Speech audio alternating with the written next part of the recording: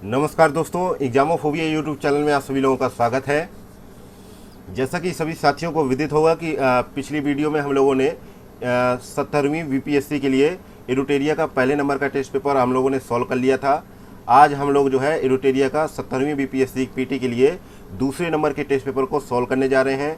इसके तहत जो है हम लोग 150 क्वेश्चन सॉल्व करेंगे, साथ ही इसके एक्सप्लेनेशन को भी हम लोग विस्तार से जानेंगे।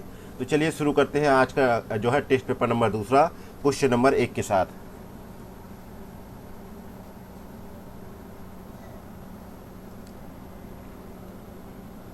क्वेश्चन नंबर पहला है, कथन ए और कारण आर पर विचार करें तथा नीचे दिए गए विकल्प के आधार पर सही उत्तर का चयन करें। तो कथन ए में दे रखा है कि 19वीं शताब्दी के अंतिम वर्षों विशेषकर 1890 ईस्वी के पश्चात भारत में उग्र राष्ट्रवाद का उदय हुआ। इसका कारण दे रखा है यानी आर दे रखा है कि जो है संवैधानिक आंदोलनों से भारतीयों का विश्वास उठ गया था, अतः संघर्ष द्वारा स्वतंत्रता प्राप्त करने की भावना का जन्म हुआ। तो यहाँ पे कूट के माध्यम से सही विकल्प का चयन करना है। तो यहाँ पे देखा जाए तो यहाँ पे ए ऑप्शन करेक्ट आंसर हो जाएगा। जो है यहाँ पे ए और आर दोनों सही है तथा आर ए की सही व्याख्या कर रहा है। तो यहाँ पे दोनों ही कथन यहाँ पे सही हो जाते हैं। नेक्स्ट देखते हैं क्वेश्चन नंबर दूसरा नंबर क्वेश्चन है कि आज के उग्रवादी कल के उदारवादी बन जाएंगे, ठीक उसी प्रकार जैसे आज के उदारवादी कल के उग्रवादी थे। उपरोक्त कथन किनका है ये आपको बताना है। तो ये कथन जो है बाल गंगाधर तिलक का है। बी ऑप्शन यहाँ पे करेक्ट आंसर है।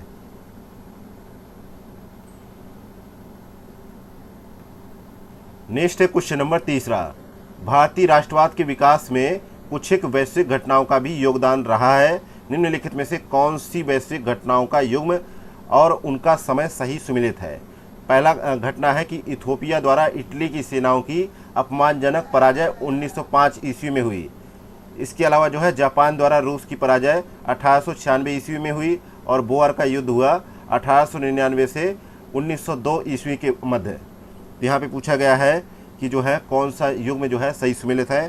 तो यहाँ पे देखा जाए तो यहाँ पे जो देखने में ये प्रतीत होता है कि इथोपिया द्वारा इटली की सेनाओं की अपमानजनक पराजय 1896 में हुई, ना कि 1905 में। तो इसलिए पहला स्टेटमेंट गलत हो जाता है। अगला है जापान द्वारा रूस की पराजय जो है 1905 में हुई, तो इसलिए दूसरा युग में भी गलत हो जाता है। बोअर का युद्ध कब हुआ? 1999 से 1902 ईस्वी के मध्य। तो यहाँ पे तीसरा युग में सही सुमेलित है, इसलिए सी ऑप्शन यहाँ पे करेक्ट आंसर हो जाएगा। नेक्स्ट है क्वेश्चन नंबर चौथा, भारतीय विश्वविद्यालय अधिनियम कब पारित किया गया था। तो यहाँ पे चौथे में देखा जाए तो भारतीय विश्वविद्यालयों को जो है राजनीतिक क्रांतिकारियों की उपज तैयार करने की एक फैक्ट्री के तौर पर अंग्रेजों द्वारा जो है वर्णित किया जाता था और वर्ष 1904 ईस्वी में जो है भारतीय विश्वविद्यालय अधिनियम पारित कर विश्वविद्यालयों पर सरकारी नियंत्रण और जो है कड़ा कर दिया गया। तो यहाँ पे जो देखा जाए तो डी ऑप्शन करेक्ट आंसर हो जाएगा, क्योंकि 1904 में जो है भारतीय विश्वविद्यालय अधिनियम पारित किया गया था। नेक्स्ट है क्वेश्चन नंबर पाँचवा, निम्नलिखित कथनों पर विचार करें। पहला कथन है कि वर्ष 1903 ईस्वी में अंग्रेज सरकार ने बंगाल विभाजन की सार्वजनिक घोषणा की, जबकि दूसरा कथन है कि बंगाल विभाजन के निर्णय के लिए जाने के पीछे अंग्रेजों का उद्देश्य था कि मुस्लिम संप्रदायवाद को उभारकर राष्ट्रीय आंदोलन को कमजोर किया जाए। तो यहाँ पे आपको बताना है कि उपरोक्त में से कौन सा कथन सही है। तो दोनों कथनों में देखना है कौन सा कथन सही है। तो यहाँ पे देखने में हमें यह प्रतीत होता है कि यहाँ पे पहला कथन सही है और दूसरा भी कथन सही है, इसलिए सी ऑप्शन यहाँ पे करेक्ट आंसर हो जाएगा। क्योंकि दिसंबर 1903 में जो है अंग्रेज सरकार ने बंगाल विभाजन की जो है सार्वजनिक रूप से घोषणा कर दी और इसके पीछे सरकार का तर्क यह था कि बंगाल की विशाल आबादी जो लगभग 78 मिलियन थी और उसके कारण जो है प्रशासन सुचारू रूप से संचालन कठिन हो रहा था या नहीं चलाया जा सकता था जो है प्रशासन, इसलिए जो है सरकार ये जो है विभाजन कर रही है बंगाल का।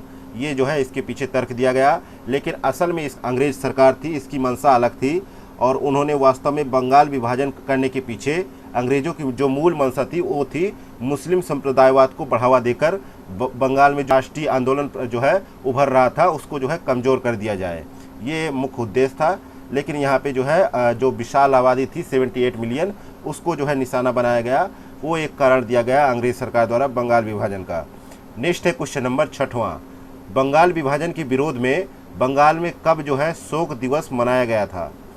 तो बंगाल में शोक दिवस जो है 16 अक्टूबर 1905 ईस्वी को मनाया गया। तो यहाँ पे सही जवाब होगा सी ऑप्शन।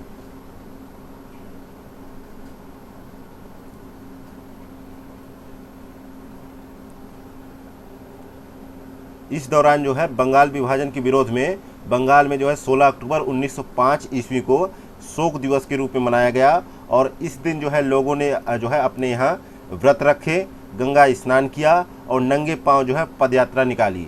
और पदयात्रा करते हुए उन्होंने वंदे मातरम गीत भी गाया, जो आगे चलकर भारतीय स्वतंत्रता आंदोलन का जो है प्रमुख गीत बन गया। नेक्स्ट है क्वेश्चन नंबर 7वां, भारतीय राष्ट्रीय कांग्रेस ने अपने किस वार्षिक जो है अधिवेशन में स्वराज की प्राप्ति को अपना मुख्य लक्ष्य घोषित किया था?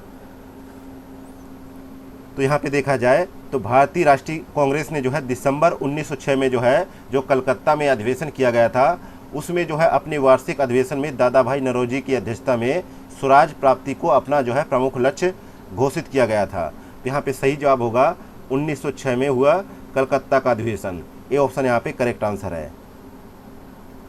नेक्स्ट है क्वेश्चन नंबर 8वां, स्वदेशी आंदोलन के कार्यकर्ताओं के अनिवार्य अध्ययन करने के लिए एक पुस्तक जो है निर्देशित की गई थी, उस पुस्तक का नाम क्या था? तो उस पुस्तक का नाम था जो है देशेर कथा। तो यहाँ पे जो है सी ऑप्शन करेक्ट आंसर हो जाएगा। इसके राइटर कौन थे? इसके राइटर जो थे जो है सखाराम गणेश देउस्कर। इन्होंने जो है 1904 ईस्वी में जो है इस जो है पुस्तक की रचना की थी और ये अरविंद घोष के बहुत करीबी सहयोगी भी थे।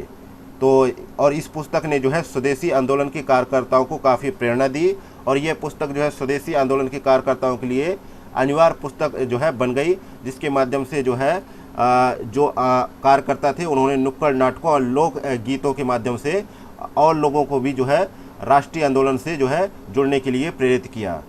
यहाँ पे सी ऑप्शन करेक्ट आंसर होगा। और इस पुस्तक की जो है 1910 में जो है लगभग 15,000 प्रतियां बिकी थीं।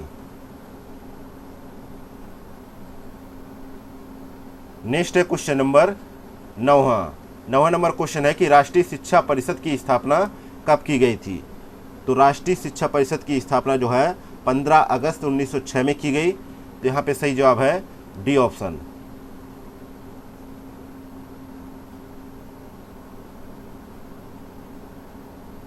नेक्स्ट है क्वेश्चन नंबर 10वां, निम्न कथनों पर विचार करें।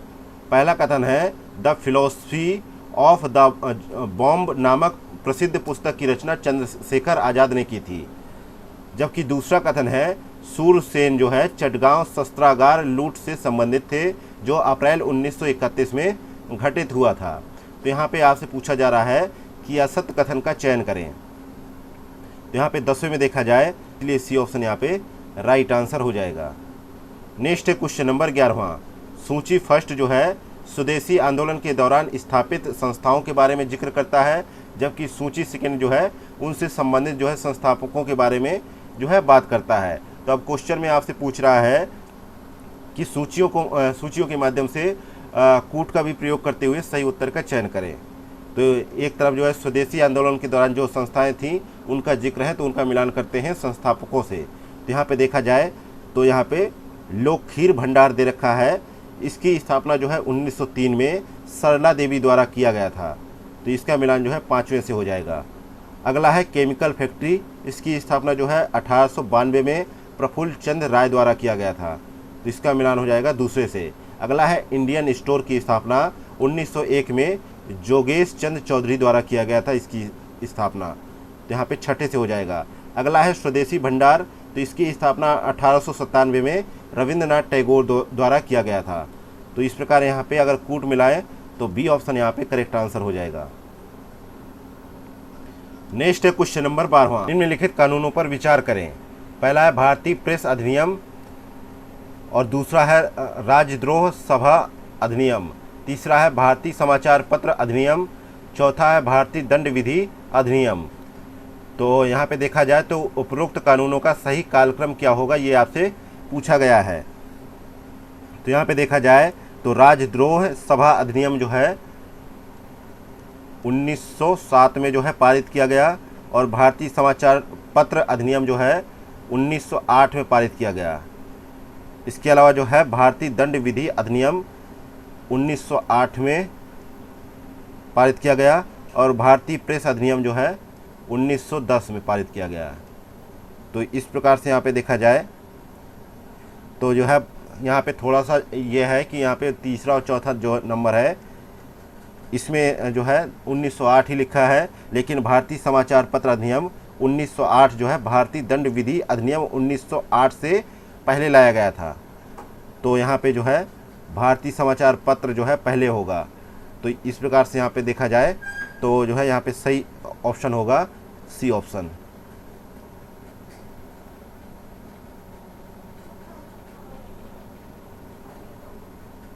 नेक्स्ट है क्वेश्चन नंबर 13वां। कथन ए तथा कारण आर पर विचार कीजिए तथा नीचे दिए गए विकल्प के आधार पर सही उत्तर का चयन करें। तो कथन ए में दे रखा है कि क्रांतिकारी आंदोलनकारी उदारवादी तथा उग्रवादी दोनों की जो है पद्धतियों से जो है वैचारिक भिन्नता रखते थे।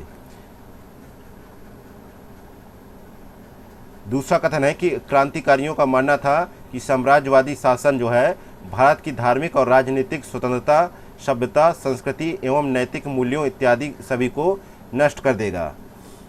तो यहाँ पे 13वें में देखा जाए तो यहाँ पे जो है बी ऑप्शन सही होगा। कथन तो दोनों सही है, कथन और कारण दोनों सही है, परंतु आर जो है एक ही सही व्याख्या नहीं कर रहा है। तो यहाँ पे जो है बी ऑप्शन करेक्ट आंसर होगा। नेक्स्ट है क्वेश्चन नंबर 14। युगांतर नामक क्रांतिकारी साप्ताहिक पत्रिका का प्रकाशन किनके द्वारा प्रारंभ किया गया था। तो यहाँ पे जो है 14 का सही जवाब होगा सी ऑप्शन, बरिंद्र कुमार घोष तथा भूपेंद्र नाथ दत्त द्वारा जो है इसको जो है अप्रैल 1906 में जो है इसका प्रकाशन जो है स्टार्ट किया गया था। नेक्स्ट है क्वेश्चन नंबर 15 है। निम्नलिखित क्रांतिकारी घटनाओं पर विचार करें। पहला कथन है कि रेलगाड़ी की पटरी उखाड़ने का प्रयास किया गया, जिसमें जो है लेफ्टिनेंट गवर्नर एंड्रयू फ्रेजर यात्रा कर रहे थे। दूसरा कथन है कि मुजफ्फरपुर के जिला जज किंग्सफोर्ड की हत्या के उद्देश्य से उनकी गाड़ी पर बम फेंका गया। तीसरा कथन है युगांतर समूह के सदस्यों द्वारा पूर्वी बंगाल के भूतपूर्व अलोकप्रिय लेफ्टिनेंट गवर्नर फुलर की हत्या का प्रयास किया गया। तो यहाँ पे ये घटना घटी थी 1907 में, और ये घटना भी घटी थी 1907 में, लेकिन ये बाद में घटना घटी थी, और ये घटना घटी थी 1908 में। तो इस प्रकार से यहाँ पे देखा जाए तो सही मिलान होगा डी ऑप्शन। नेक्स्ट है क्वेश्चन नंबर 16 है। बंगाल में क्रांतिकारियों द्वारा संगठित पहला गुप्त संगठन कौन सा था। तो इस संगठन का नाम था 16वें में सही जवाब है अनुशीलन समिति था। बी ऑप्शन करेक्ट आंसर है, और इसका गठन जो है 1902 में किया गया था, और ज्ञानेंद्र नाथ बसु ने जो है मिदनापुर में इसकी स्थापना करी थी, जबकि जो है कलकत्ता में इसका गठन जो है पी मित्रा, जिनको जो है प्रफुल्ल मित्रा भी कहा जाता था, उन्होंने इसको जो है अनुशंसा द्वारा इसको स्थापित किया था। इसके बाद जो है जतेंद्र नाथ बनर्जी एवं बरिंद्र कुमार घोष जैसे प्रसिद्ध क्रांतिकारी इस संगठन से बाद में जुड़ गए थे। नेक्स्ट है क्वेश्चन नंबर 17 है। अभिनव भारत नामक क्रांतिकारी संगठन की स्थापना कब और कहां पर की गई थी। तो यहाँ पे देखा जाए कि जो है 17 में यहाँ पे सही जवाब है 1904 ईस्वी में महाराष्ट्र में जो है अभिनव भारत नामक क्रांतिकारी संगठन की स्थापना की गई थी। डी ऑप्शन यहाँ पे करेक्ट आंसर है।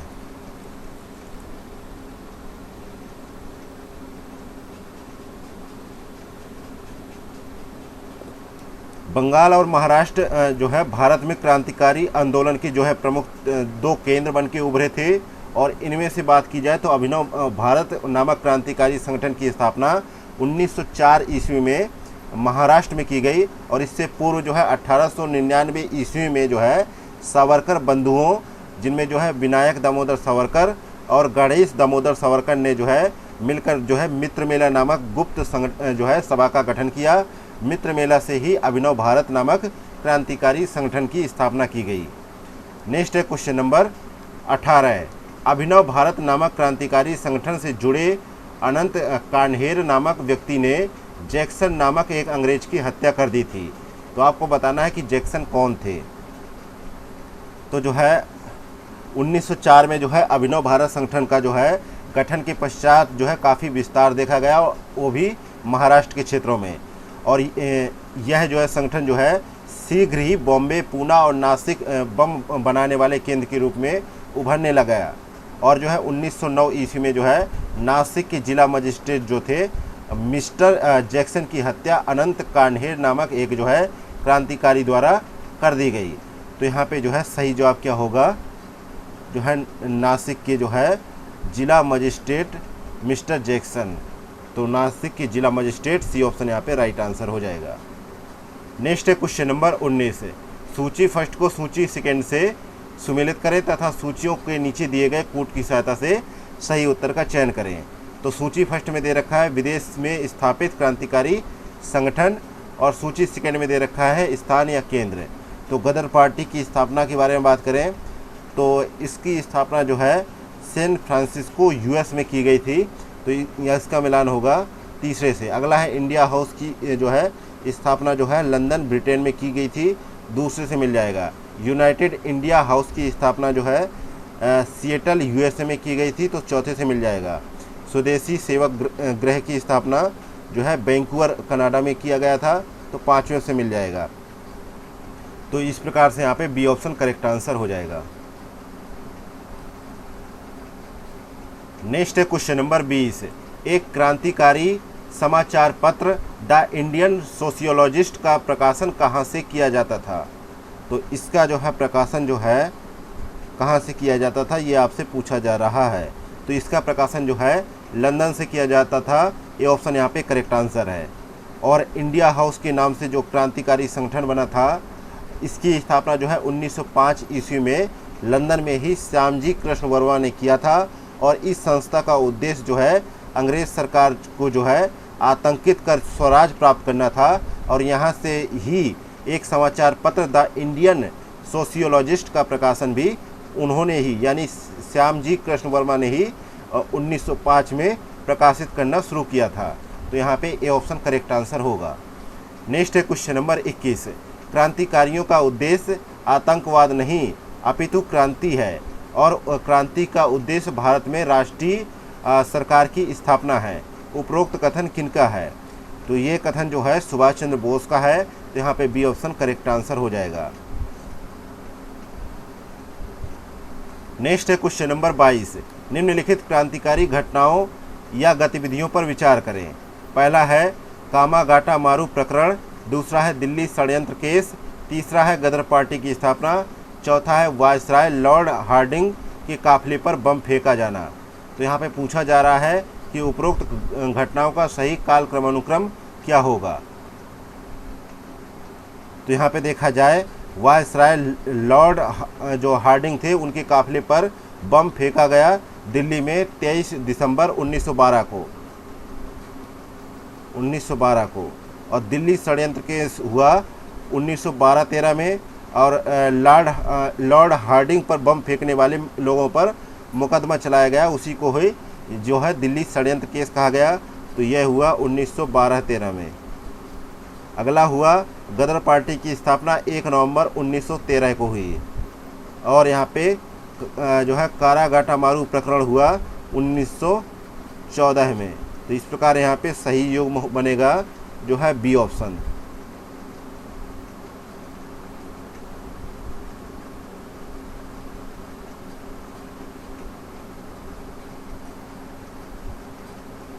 नेक्स्ट है क्वेश्चन नंबर 23। 1918 ईस्वी की विद्रोह समिति की रिपोर्ट के अनुसार भारत में क्रांतिकारी गतिविधियों का प्रारंभ सर्वप्रथम किन क्षेत्रों से हुआ था।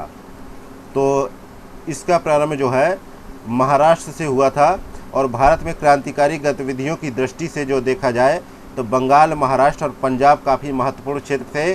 लेकिन जो है क्रांतिकारी गतिविधियां जो है सर्वप्रथम जो है महाराष्ट्र में प्रारंभ हुई और इसकी पुष्टि हमें जो है 1918 की विद्रोह समिति की रिपोर्ट के आधार पर प्राप्त होता है।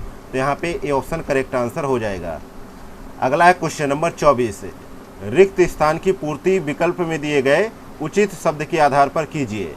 तो यहाँ पे कथन दे रखा है कि चापेकर बंधुओं ने किस वर्ष में जो है पूना में प्लेग समिति के प्रधान जो थे श्री रैंड एवं लेफ्टिनेंट आयस्ट की हत्या कर दी थी। तो इन्होंने जो है पूना में जो है प्लेग फैलाने तथा राहत कार्यों को लेकर लोगों में जो है गहरा जो है असंतोष प्रकट हुआ और इसी असंतोष की जो है अभिव्यक्ति स्वरूप जो है चापेकर बंधुओं, जिसमें जो है दामोदर चापेकर और जो है बालकृष्ण चापेकर ने जो है दोनों ने मिलकर जो है वर्ष 1897 में जो है प्लेग समिति के जो प्रधान थे मिस्टर रैंड एवं लेफ्टिनेंट आयस्ट की हत्या कर दी। तो इन्होंने ये हत्या 1897 में की थी, इसलिए बी ऑप्शन यहाँ पे राइट आंसर होगा। अगला है क्वेश्चन नंबर 25, भारत माता नामक पत्र का प्रकाशन निम्नलिखित में से किस क्रांतिकारी संगठन द्वारा किया जाता था। तो इस संगठन का नाम था जो है अंजुमन ए मुहिब्बान ए वतन। तो यहाँ पे सही जवाब होगा सी ऑप्शन। नेक्स्ट है क्वेश्चन नंबर 26, निम्नलिखित में से किस देश के विदेश मंत्रालय के सहयोग से भारतीय क्रांतिकारियों ने जो है जिम्मेर मैन योजना का सूत्रपात किया था। तो यहाँ पे जो है 26 का करेक्ट आंसर होगा ए ऑप्शन जर्मनी, क्योंकि यूरोप में जो है क्रांतिकारी गतिविधियों के प्रसार की दृष्टि से जो है जिम्मेर मैन योजना काफ़ी महत्वपूर्ण मानी जाती है और जो है वीरेंद्र नाथ चट्टोपाध्याय, भूपेंद्र नाथ दत्त, लाला हरदयाल आदि ने जो है 1915 ईस्वी में जो है जर्मन विदेश मंत्रालय के सहयोग से जो है जिम्मेर मैन योजना का सूत्रपात किया, जिसके तहत जो है Berlin committee for Indian independence की स्थापना की गई। और इस जो है संगठन का जो है मुख्य उद्देश्य यह था कि विदेशों में रह रहे भारतीयों को ब्रिटिश शासन के विरुद्ध संगठित करना तथा अप्रवासी भारतीयों को भारत जाकर क्रांतिकारी गतिविधियों को संचालित करने हेतु प्रेरणा देना। ये प्रमुख उद्देश्य था इस योजना का और इस संगठन का। तो यहाँ पे ए ऑप्शन करेक्ट आंसर हो जाएगा। नेक्स्ट है क्वेश्चन नंबर 27, बाघा जतिन की मृत्यु किस स्थान पर पुलिस से संघर्ष करते हुए हो गई थी। तो बाघा जतिन की मृत्यु जो है जो बालासोर पड़ में वहाँ पे हुई थी। सी ऑप्शन यहाँ पे करेक्ट आंसर है, क्योंकि जो है जतिन मुखर्जी ही वे व्यक्ति थे जिन्हें जो है बाघा जतिन के नाम से जाना जाता था और बंगाल के एक प्रमुख क्रांतिकारी भी थे और उनके नेतृत्व में जो है बंगाल के क्रांतिकारियों ने विभिन्न स्थानों पर क्रांतिकारी गतिविधियों को अंजाम भी दिया और सितंबर 1915 में उड़ीसा तट पर स्थित जो है बालासोर नामक स्थान पर पुलिस के साथ जो है लड़ते हुए बाघा जतिन शहीद हो गए थे। नेक्स्ट है क्वेश्चन नंबर 28 नंबर क्वेश्चन है, कथन ए और कारण आर पर विचार करें तथा नीचे दिए गए विकल्प के आधार पर सही उत्तर का चयन करें। तो यहाँ पे कथन ए दे रखा है, प्रथम विश्व युद्ध ने भारतीय क्रांतिकारियों एवं विदेशों में रह रहे क्रांतिकारियों में उत्साह का संचार किया। इसका कारण आर दे रखा है कि क्रांतिकारियों को यह आशा थी कि युद्ध के पश्चात ब्रिटेन भारत में स्वशासन के संबंध में ठोस कदम उठाएगा। तो यहाँ पे 28 में देखा जाए तो यहाँ पे पहला कथन तो सही है, जबकि दूसरा कथन यहाँ पे आर जो है गलत है, इसलिए सी ऑप्शन यहाँ पे करेक्ट आंसर है। नेक्स्ट है क्वेश्चन नंबर 28, भारत का होम रूल आंदोलन किस देश के इसी प्रकार के आंदोलन से प्रेरित था। तो उस आंदोलन का नाम बताना है। तो यहाँ पे देखा जाए तो यह आंदोलन जो है इसी प्रकार का आंदोलन जो है आयरलैंड में चलाया गया था। बी ऑप्शन करेक्ट आंसर है। जो है भारत का जो होम रूल आंदोलन है ये आयरलैंड के होम रूल लीग की तर्ज पर आधारित है और 1914 ईस्वी में जो है बाल गंगाधर तिलक ने जेल से रिहा होने के पश्चात जो है सरकार को अपना जो है सहयोगात्मक रुख समझाने का प्रयत्न किया और तिलक का मानना था कि हिंसा के जो प्रयोग से भारतीय स्वतंत्रता की प्रक्रिया में रुकावट पैदा हो सकती है, इसलिए उन्होंने जो है आयरिश होम रूल जैसे आंदोलन द्वारा भारतीयों की दशा में सुधार लाने की वकालत की। तो यहाँ पे बी ऑप्शन करेक्ट आंसर हो जाएगा। अगला है क्वेश्चन नंबर 30। निम्नलिखित कथनों पर विचार करें। पहला कथन है कि एनी बेसेंट ने अप्रैल 1916 में मद्रास में all India home rule league की स्थापना की। दूसरा कथन है कि बाल गंगाधर तिलक ने अपनी इंडियन होम रूल की स्थापना सितंबर 1916 में की। जबकि तीसरा कथन है कि जो है तिलक ने अपनी पहली होम रूल मीटिंग बेलगाम कर्नाटका में की थी। तो उपरोक्त में से कौन से कथन यहाँ पे सही है ये आपको बताना है। तो यहाँ पे देखा जाए तो पहला स्टेटमेंट और दूसरा स्टेटमेंट यहाँ पे गलत है, क्योंकि एनी बेसेंट ने अप्रैल 1916 में नहीं सितंबर 1916 में मद्रास में all India home rule league की स्थापना की थी। जबकि बाल गंगाधर तिलक ने अपनी इंडियन होम रूल की स्थापना अप्रैल 1916 में की थी, ना कि सितंबर 1916 में। बाकी जो है तीसरा स्टेटमेंट यहाँ पे सही है, इसलिए सी ऑप्शन यहाँ पे करेक्ट आंसर हो जाएगा। नेक्स्ट है क्वेश्चन नंबर 31। तिलक के होम रूल लीग का मुख्यालय कहाँ पर स्थित है। तो तिलक का होम रूल लीग का जो है मुख्यालय कहाँ पर स्थित है, ये पूना में स्थित है। ए ऑप्शन यहाँ पे करेक्ट आंसर है। और बाल गंगाधर तिलक ने अपनी इंडियन होम रूल लीग की स्थापना सन 1916 अप्रैल में किया था और पूना उनकी लीग का मुख्यालय था। जबकि इसकी जो है प्रमुख शाखाएं थी महाराष्ट्र, कर्नाटका और मध्य प्रांत एवं जो है बरार में खोली गई। नेक्स्ट है क्वेश्चन नंबर 32। एनी बेसेंट के होम रूल लीग का संगठन सचिव किन्हें नियुक्त किया गया था। तो यहाँ पे एनी बेसेंट द्वारा जो होम रूल लीग स्थापित की गई उसका जो है संगठन सचिव किन्हें नियुक्त किया गया था। तो उनका नाम जो था जॉर्ज अरुंडेल। यहाँ पे बी ऑप्शन करेक्ट आंसर हो जाएगा। और एनी बेसेंट जो है सितंबर 1916 में मद्रास आपकी चेन्नई में जो है all India home rule league की स्थापना करी।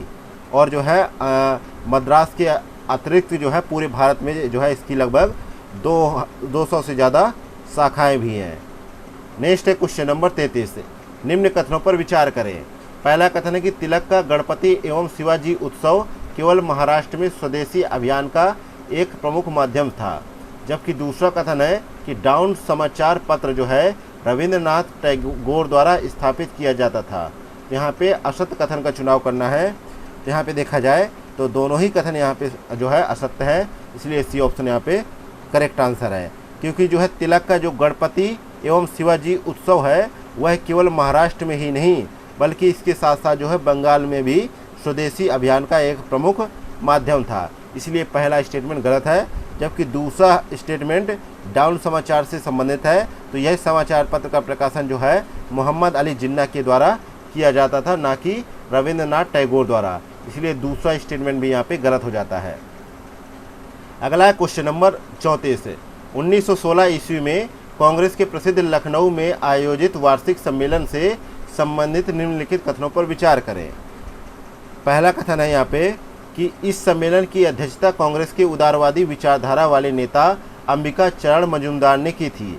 जबकि दूसरा कथन है इस सम्मेलन के माध्यम से कांग्रेस के नरमपंथी एवं गर्मपंथी गुट जो है पुनः एकीकृत हो गए थे। जबकि तीसरा कथन है इस सम्मेलन की एक जो है महत्वपूर्ण उपलब्धि थी कि कांग्रेस और मुस्लिम लीग के मध्य समझौता हो गया। तो यहाँ पे देखा जाए 34 में, तो यहाँ पे पहला, दूसरा, तीसरा जो है तीनों ही कथन यहाँ पे सही है, इसलिए डी ऑप्शन यहाँ पे करेक्ट आंसर होगा। अगला है क्वेश्चन नंबर 35। निम्नलिखित कथनों पर विचार करें। पहला कथन है कि तिलक एवं एनी बेसेंट के प्रयासों से कांग्रेस के लखनऊ अधिवेशन जो 1916 ईस्वी में किया गया, इसमें नरम दल एवं गरम दल के राष्ट्रवादियों के मध्य समझौता होने में काफ़ी मदद मिली। जबकि दूसरा कथन है उदारवादी नेता फिरोज शाह मेहता की मृत्यु हो जाने के पश्चात कांग्रेस के दोनों दलों में एकता का मार्ग प्रशस्त हो पाया। तो उपरोक्त में से कौन से कथन सही है। तो यहाँ पे देखा जाए तो दोनों ही कथन यहाँ पे सही है, इसलिए सी ऑप्शन यहाँ पे करेक्ट आंसर होगा। अगला है क्वेश्चन नंबर 36। निम्नलिखित में से कौन सा प्रावधान लखनऊ समझौता 1916 में हुए के अंतर्गत शामिल नहीं था। तो यहाँ पे जो है 36 में देखा जाए तो इसमें जो है मुस्लिम लीग द्वारा कांग्रेस के उत्तरदायी शासन की मांग को स्वीकार नहीं किया जाना जो है इसमें शामिल नहीं था। ये ऑप्शन यहाँ पे करेक्ट आंसर है। नेक्स्ट है क्वेश्चन नंबर 37। निम्न कथनों पर विचार करें। पहला कथन है वासुदेव बलवंत फड़के ने जो है रामोसी कृषक दल के माध्यम से महाराष्ट्र में सर्वप्रथम क्रांतिकारी गतिविधियों का प्रारंभ किया। जबकि दूसरा कथन है अजीत सिंह द्वारा रचित जो है पंजाबी एवं लाला लाजपत राय द्वारा रचित भारत माता समाचार पत्र ने पंजाब में सराहनीय भूमिका निभाई। तो यहाँ पे सही कथनों का चयन करना है। तो 37 में देखा जाए तो एक तो पहला कथन सही है, जबकि दूसरा कथन यहाँ पे गलत है, क्योंकि जो है लाला लाजपत राय ने जो है अपने समाचार पत्र पंजाबी के माध्यम से जो है पंजाब के लोगों को किसी भी स्थिति में स्वयं के प्रयास द्वारा उत्पीड़न का विरोध करने हेतु प्रोत्साहित किया गया। जबकि अजीत सिंह ने जो है लाहौर में जो है अंजुमन जो है मुहिब्बान ए वतन नामक क्रांतिकारी समिति का गठन किया गया तथा भारत माता नामक पत्र का प्रकाशन किया गया। तो यहाँ पे जो है पहला ऑप्शन सही है, दूसरा गलत है। यहाँ पे ए ऑप्शन करेक्ट आंसर हो जाएगा। नेक्स्ट है क्वेश्चन नंबर 38। सूची फर्स्ट को सूची सेकेंड से सुमेलित करें तथा नीचे दिए गए कूट के माध्यम से सही उत्तर का चयन करें। तो सूची फर्स्ट में पत्र पत्रिकाएं दे रखा है, सूची सेकेंड में लेखक और संपादक दे रखा है। तो जो है सूची फर्स्ट में ए ऑप्शन में दे रखा है अल हिलाल। तो अल हिलाल का जो है मिलान होगा अबुल कलाम आज़ाद। यहाँ पे सी ऑप्शन ए ऑप्शन तीसरे ऑप्शन से मिल जाएगा। अगला है न्यू इंडिया। तो इसके जो है लेखक या संपादक है एनी बेसेंट। तो इसका मिलान होगा चौथे से। जो है कॉमरेड का मिलान होगा जो है मोहम्मद अली से। और इंडियन अनरेस्ट का मिलान होगा वेलेंटाइन जो है सिरोल से। तो इस प्रकार यहाँ पे बी ऑप्शन करेक्ट आंसर हो जाएगा। अगला है क्वेश्चन नंबर 39। भारत शासन अधिनियम 1919 का आधार क्या था? तो इसका आधार था मॉन्टेग्यू चेम्सफोर्ड रिपोर्ट था। यहाँ पे ए ऑप्शन करेक्ट आंसर है। और इसकी घोषणा अगस्त 1917 में की गई। और इसके पश्चात जो है ब्रिटेन से एक जो है उच्च स्तरीय दल जो है स्थिति का अध्ययन करने के लिए जो है भारत आया। और इसी दल के अध्ययन के आधार पर जुलाई 1918 में जो है मॉन्टेग्यू चेम्सफोर्ड रिपोर्ट प्रकाशित की गई। और यही रिपोर्ट 1919 ईस्वी में भारत शासन अधिनियम का आधार बनी। तो अगस्त 1917 में जो है अनुशंसा की गई और 1918 में जो है जुलाई 1918 में रिपोर्ट प्रकाशित हुई। और जो है 1919 में जो है भारत शासन अधिनियम का जो है प्रस्तुत किया गया, जिसका आधार जो है मॉन्टेग्यू चेम्सफोर्ड रिपोर्ट बनी। नेक्स्ट है क्वेश्चन नंबर 40 नंबर क्वेश्चन है भारत शासन अधिनियम 1919 के आधार पर प्रांतों में स्थापित द्वैध शासन प्रणाली के संबंध में निम्नलिखित में से कौन सा कथन सही नहीं है? तो नहीं के लिए पूछा गया है। तो यहाँ पे बी ऑप्शन सही नहीं है कि मंत्रीगण जो है व्यवस्थापिका के प्रति उत्तरदायी नहीं थी, बल्कि वे गवर्नर के प्रति जवाबदेह थी। ये ऑप्शन यहाँ पे गलत है, क्योंकि जो है प्रावधान के अनुसार जो है मंत्रीगण जो है व्यवस्थापिका के प्रति उत्तरदायी थे, ना कि गवर्नर के प्रति। नेक्स्ट है क्वेश्चन नंबर 41 है कथन ए और कारण आ पर विचार कीजिए तथा नीचे दिए गए विकल्प के अनुसार सही उत्तर का चयन करें। तो कथन ए में दे रखा है कि भारत सरकार अधिनियम 1919 को भारत के संवैधानिक इतिहास में महत्वपूर्ण स्थान प्राप्त है। जबकि कारण आर दे रखा है कि इस अधिनियम ने प्रांतों के लिए ऐसी राजनीतिक व्यवस्था जो है विकसित करने में मदद की, जिससे देश के लोगों में मत देने की व्यवहारिक समझ विकसित हुई।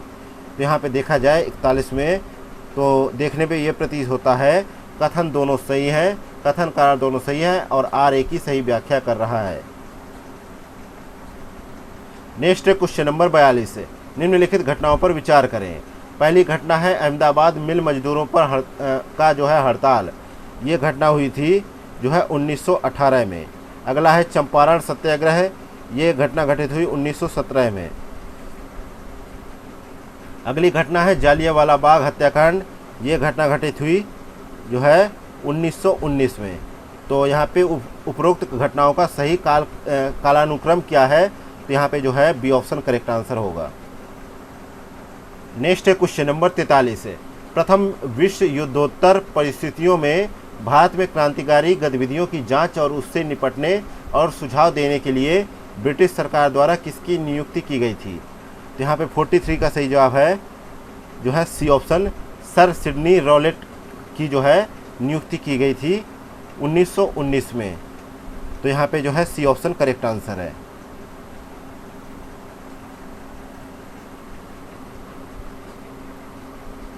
अगला है क्वेश्चन नंबर 44 है, निम्न कथनों पर विचार करें।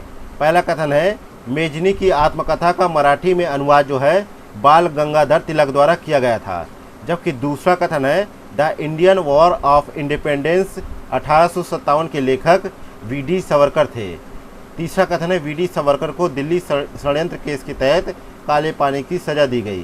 तो उपरोक्त में से कितने कथन यहाँ पे सही है? तो 44 में देखा जाए दूसरा तीसरा कथन गलत है, पहला ऑप्शन यहाँ पे सही है।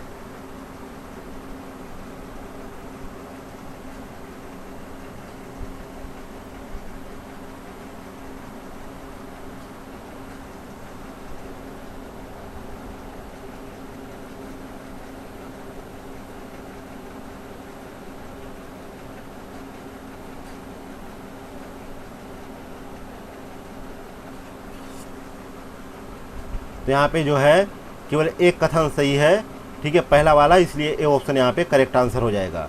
जबकि वी.डी. सावरकर को दिल्ली षड्यंत्र केस के तहत काले पानी की सज़ा नहीं हुई थी, जबकि नासिक संयंत्र केस के तहत जो है उनको काला पानी की सज़ा दी गई थी। नेक्स्ट है क्वेश्चन नंबर 45।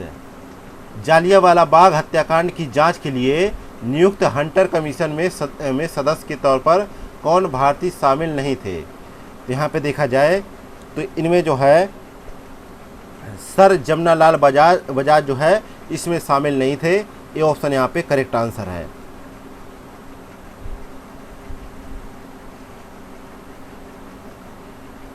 नेक्स्ट है क्वेश्चन नंबर 46 है, निम्न कथनों पर विचार करें।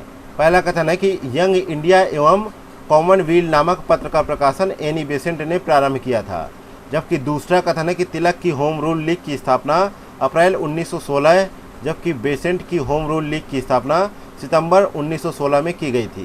तो यहाँ पे सही कथनों का चयन करना है। तो 46 में देखा जाए तो दूसरा कथन यहाँ पे सही है, जबकि पहला कथन यहाँ पे गलत है, क्योंकि न्यू इंडिया एवं कॉमनवेल्थ नामक पत्र का प्रकाशन जो है एनी बेसेंट ने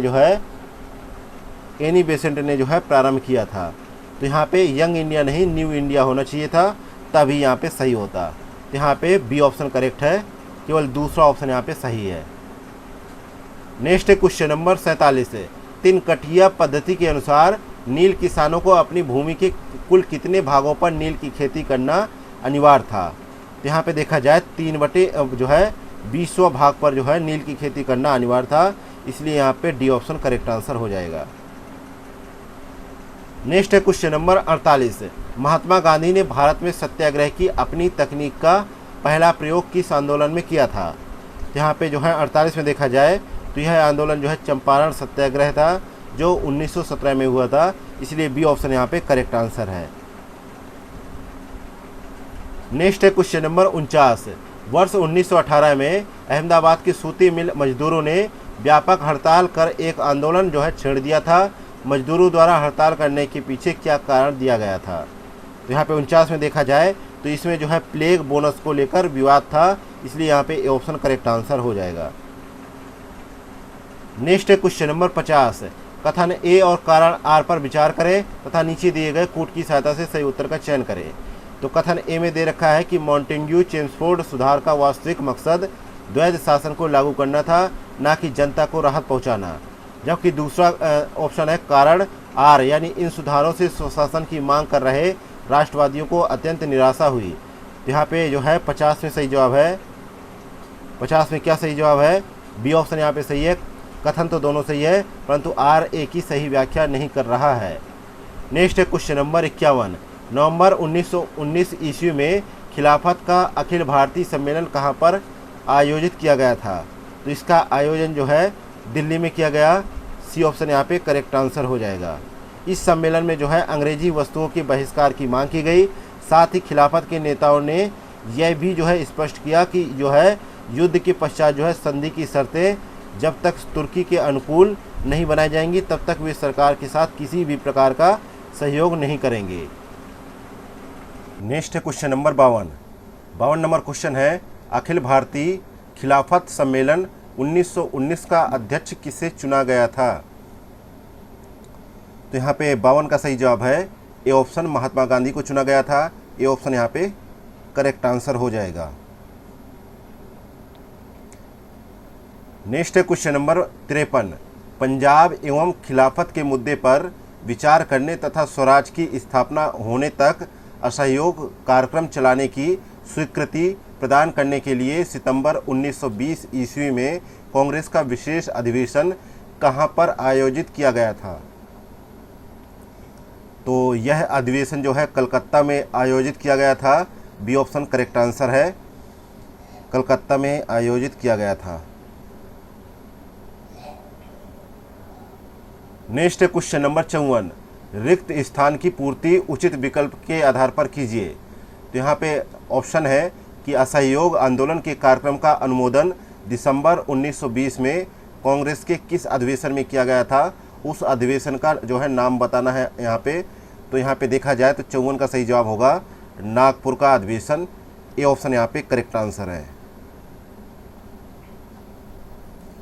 नेक्स्ट क्वेश्चन नंबर 55, वर्ष 1920 की खिलाफत कमेटी की सभा जिसने गांधी जी को असहयोग आंदोलन के नेतृत्व को संभालने का अनुरोध किया, वह किस शहर में हुई थी? तो यहाँ पे 55 में देखने पे ये प्रतीत होता है कि यहाँ पे बी ऑप्शन करेक्ट आंसर हो जाएगा। इलाहाबाद यहाँ पे सही है,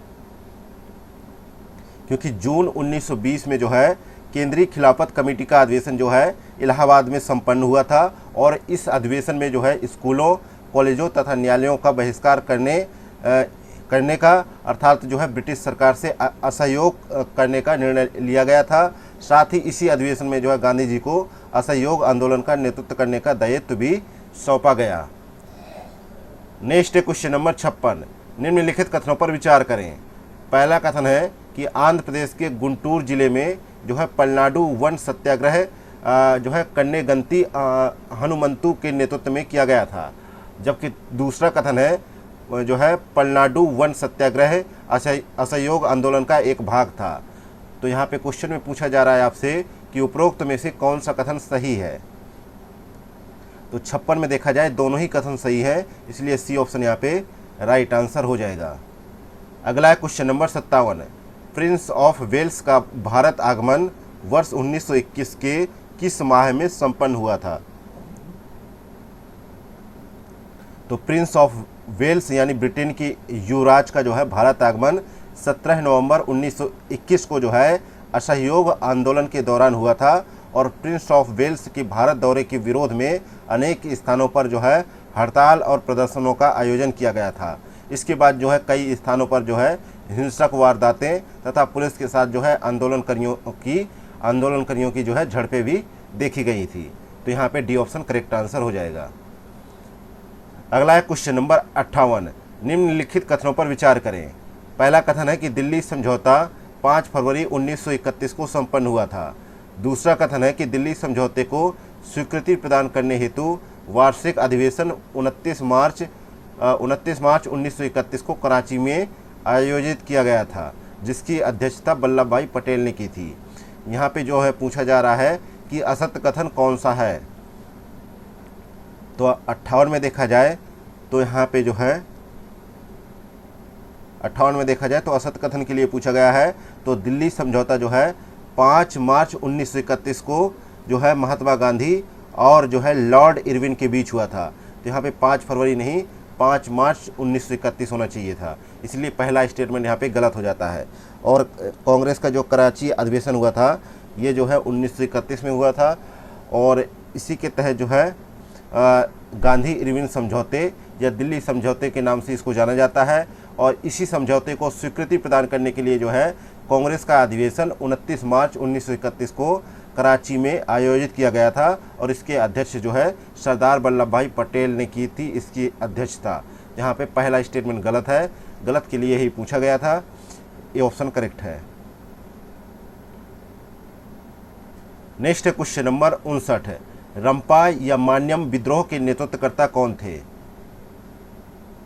तो यहाँ पे जो है 59 में देखा जाए तो इनके नेतृत्वकर्ता जो थे जो है अल्लूरी सीताराम राजू थे। तो यहाँ पे बी ऑप्शन करेक्ट आंसर हो जाएगा।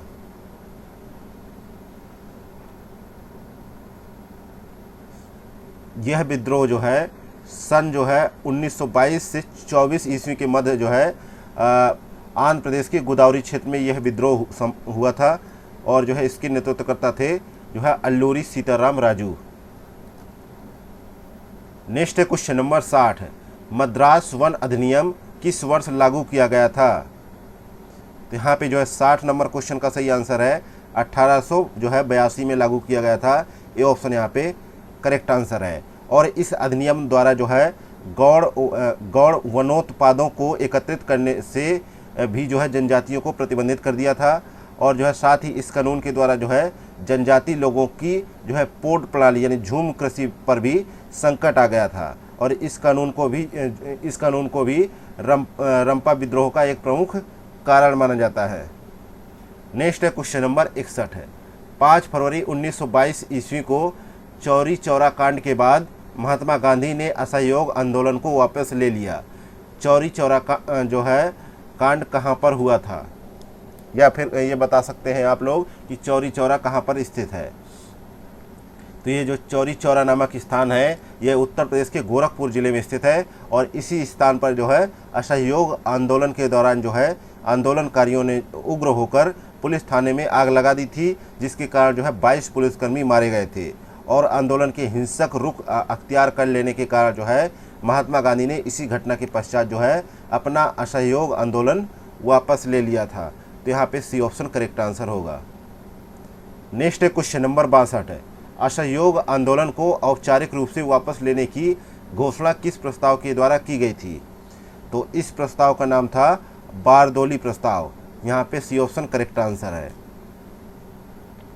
क्योंकि चौरी चौरा घटना के समय जो है गांधी जी जो है गुजरात के बारदोली में थे। और गांधी जी ने जो है 12 फरवरी 1922 को बारदोली में कांग्रेस वर्किंग कमेटी की बैठक बुलाकर असहयोग आंदोलन स्थगित करने की घोषणा की। और इसी घोषणा के प्रस्ताव में ऐसी सभी गतिविधियों पर रोक लगाने की बात की गई जिससे जो है कानून का उल्लंघन हो रहा हो। नेक्स्ट है क्वेश्चन नंबर 63 है। कांग्रेस खिलाफत स्वराज पार्टी का गठन जो है 1923 में हुआ था, जिसके संस्थापक अध्यक्ष तथा सचिव क्रमशः कौन थे? तो यहाँ पे जो है डी ऑप्शन करेक्ट आंसर हो जाएगा कि जो है चित्तरंजन दास जो है अध्यक्ष थे और मोतीलाल नेहरू जो है इसके सचिव थे। तो यहाँ पे डी ऑप्शन करेक्ट आंसर होगा।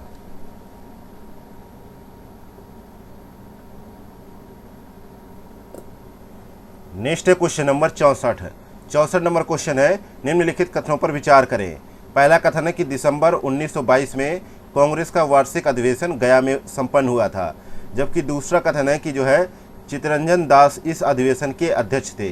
तीसरा कथन है इस अधिवेशन में सी राजगोपालाचारी को महामंत्री चुना गया था। तो उपरोक्त में से कौन सा कथन यहाँ पे सही है? तो 64 में देखा जाए तो पहला दूसरा कथन सही है, जबकि तीसरा कथन यहाँ पे गलत हो जाता है।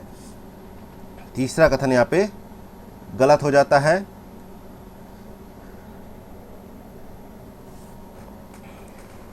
क्योंकि इसलिए गलत हो जाता है क्योंकि पहले समझ लेते हैं कि दिसंबर 1922 में जो है कांग्रेस का वार्षिक अधिवेशन गया में संपन्न हुआ, ये कथन सही है। और इस अधिवेशन के अध्यक्ष जो है चित्तरंजन दास तथा महामंत्री मोतीलाल नेहरू को बनाया गया था।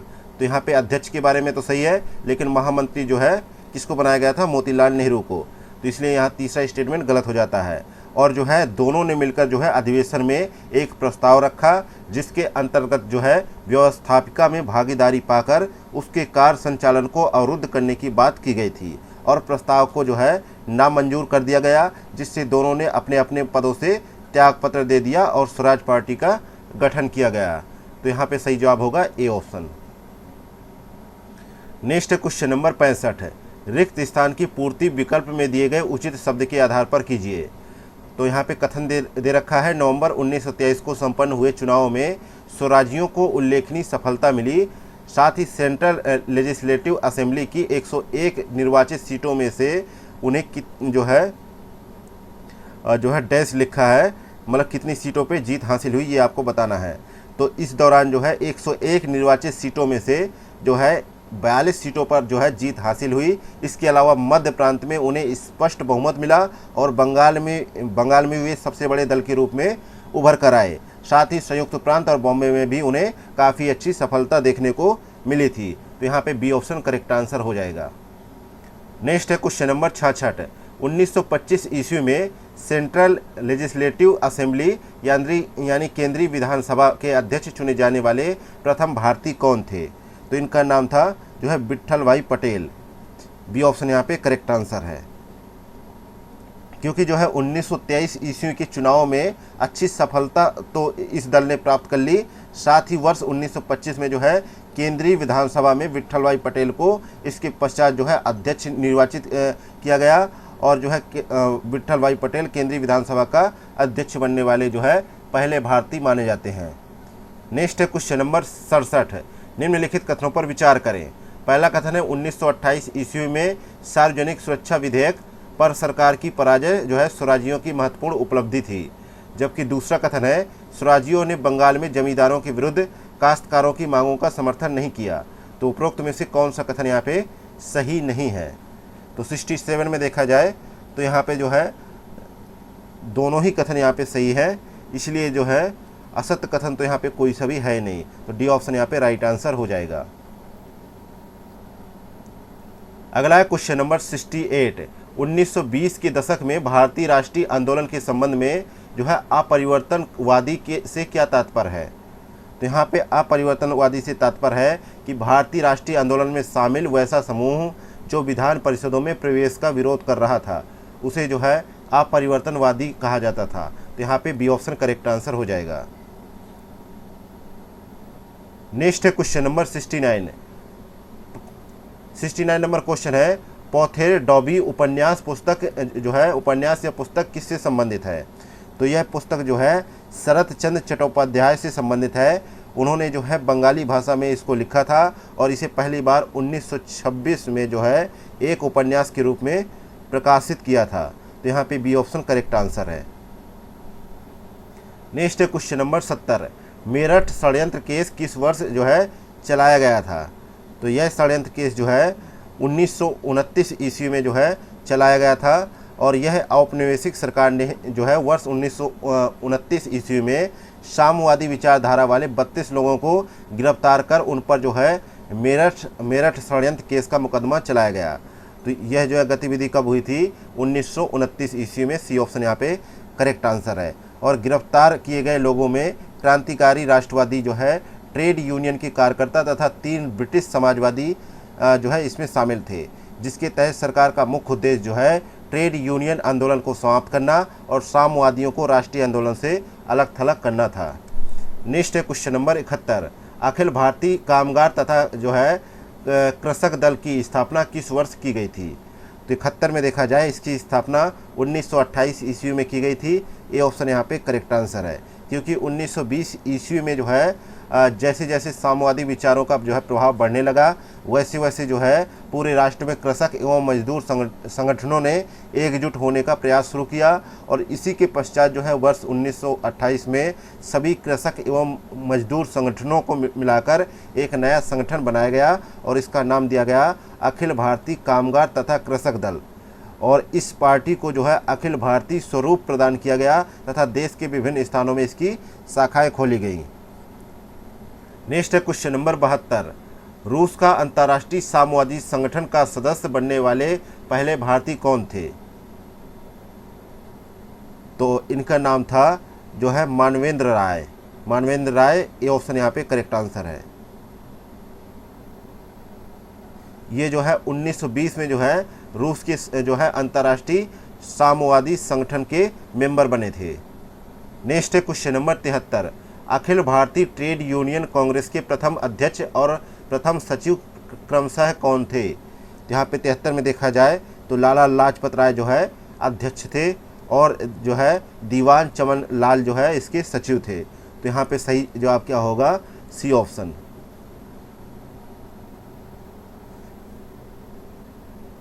और इसकी अखिल भारतीय ट्रेड यूनियन कांग्रेस की स्थापना सन 1920 ईस्वी में इसकी स्थापना की गई थी।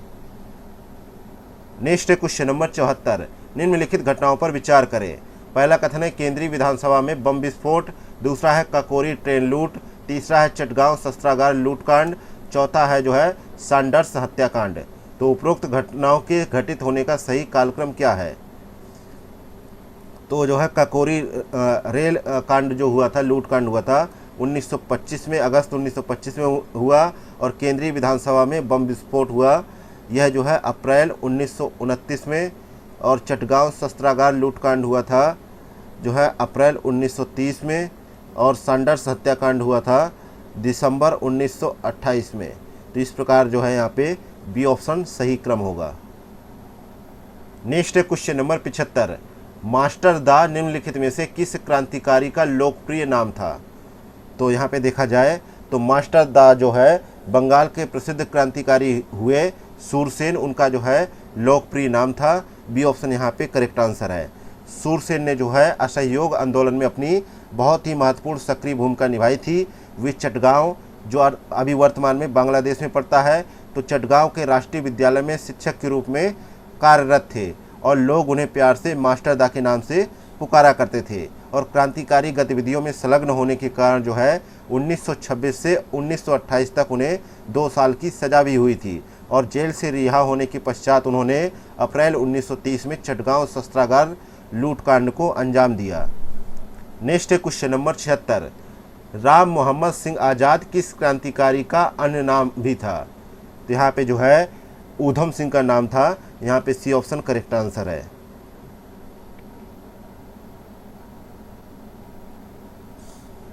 नेक्स्ट है क्वेश्चन नंबर 77। मुत्तादर कहा जाता था? तो मुत्तादर जो है ग्राम प्रधान को कहा जाता था। यहाँ पे सी ऑप्शन करेक्ट आंसर है। नेक्स्ट है क्वेश्चन नंबर 78। अगस्त 1925 में काकोरी रेल डकैती कांड में किस ट्रेन को क्रांतिकारियों द्वारा लूटा गया था? तो यहाँ पे जो है देखा जाए 8 डाउन ट्रेन को जो है लूटा गया था। सी ऑप्शन यहाँ पे करेक्ट आंसर है, क्योंकि काकोरी रेल डकैती कांड जो है भारतीय क्रांतिकारी आंदोलन के इतिहास की जो है काफ़ी महत्वपूर्ण घटना है। और अगस्त 1925 में जो है क्रांतिकारियों द्वारा लखनऊ सहारनपुर रेल मंडल में स्थित एक छोटे से कस्बे काकोरी में जो है 8 डाउन ट्रेन को रोका गया तथा इस ट्रेन में ले जा रहे सरकारी खजाने को लूट लिया गया। और इस कांड के बाद जो है सरकार ने बड़ी संख्या में क्रांतिकारियों को गिरफ्तार किया तथा उन पर जो है काकोरी षड्यंत्र का जो है मुकदमा चलाया। और इसी मुकदमे के आधार पर जो है राम प्रसाद बिस्मिल, अशफाक उल्ला खां, राजेंद्र लाहिड़ी तथा रोशन सिंह को दिसंबर 1927 में फांसी की सज़ा दी गई। अगला है question number 79। Hindustan Republican army का गठन कब किया गया? तो इसका गठन जो है 1924 ईस्वी में किया गया। बी ऑप्शन यहाँ पे करेक्ट आंसर है। और जो है कानपुर में जो है क्रांतिकारी युवकों के एक अधिवेशन में इसकी स्थापना जो है राम प्रसाद बिस्मिल, योगेश चंद्र चटर्जी एवं जो है सचिंद्र नाथ सान्याल ने इसकी स्थापना करी थी। और इसका प्रमुख उद्देश्य था कि जो है सशस्त्र क्रांति के माध्यम से औपनिवेशिक सत्ता को उखाड़ फेंकना तथा संयुक्त राज्य भारत के संघीय गणतंत्र की स्थापना करना। हालांकि वर्ष 1928 में इसी का नाम बदलकर हिंदुस्तान सोशलिस्ट रिपब्लिकन एसोसिएशन नाम कर दिया गया। नेक्स्ट है क्वेश्चन नंबर 80। चंद्रशेखर आज़ाद कब और किस स्थान पर पुलिस से मुठभेड़ करने में शहीद हो गए थे? तो वे जो है 1931 में अल्फ्रेड पार्क इलाहाबाद में शहीद हो गए थे। ये ऑप्शन करेक्ट आंसर है, क्योंकि दिसंबर 1929 में जो है चंद्रशेखर आज़ाद के नेतृत्व में जो है क्रांतिकारियों ने दिल्ली के निकट वायसराय लॉर्ड इरविन को जो है ट्रेन को जलाने का प्रयास किया। और जो है इसके अलावा भी जो है 1930 में पंजाब एवं संयुक्त प्रांत में अनेक क्रांतिकारी गतिविधियों में चंद्रशेखर आज़ाद की प्रमुख भूमिका निकल के आई, और जिसके चलते जो है अंग्रेजी शासन उनको पकड़ने के लिए काफ़ी सक्रिय हो गई। और 27 फरवरी 1931 को चंद्रशेखर आज़ाद इलाहाबाद के अल्फ्रेड पार्क में अपने क्रांतिकारी साथियों से मुलाकात की, और जिसकी सूचना पुलिस को मिल गई और पुलिस ने पार्क को घेर लिया और उन्हें आत्मसमर्पण करने को कहा, लेकिन उन्होंने आत्मसमर्पण करने से मना कर दिया और ख़ुद को गोली मार ली और अपनी उस शपथ को जो है अछूट रखा कि वे किसी भी ब्रिटिश सरकार के हाथों जिंदा नहीं पकड़े जाएंगे। नेक्स्ट है क्वेश्चन नंबर 81। उस क्रांतिकारी युग्म की पहचान कीजिए जो अप्रैल 1929 ईस्वी में केंद्रीय विधानसभा में बम विस्फोट की घटना में शामिल थे। तो उनका नाम था भगत सिंह और बटुकेश्वर दत्त। तो यहाँ पे जो है सही जवाब होगा सी ऑप्शन।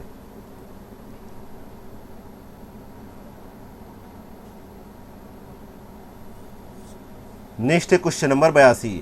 भगत सिंह, सुखदेव तथा राजगुरु पर किस केस के तहत जो है मुकदमा चलाकर फांसी की सजा उन्हें दी गई?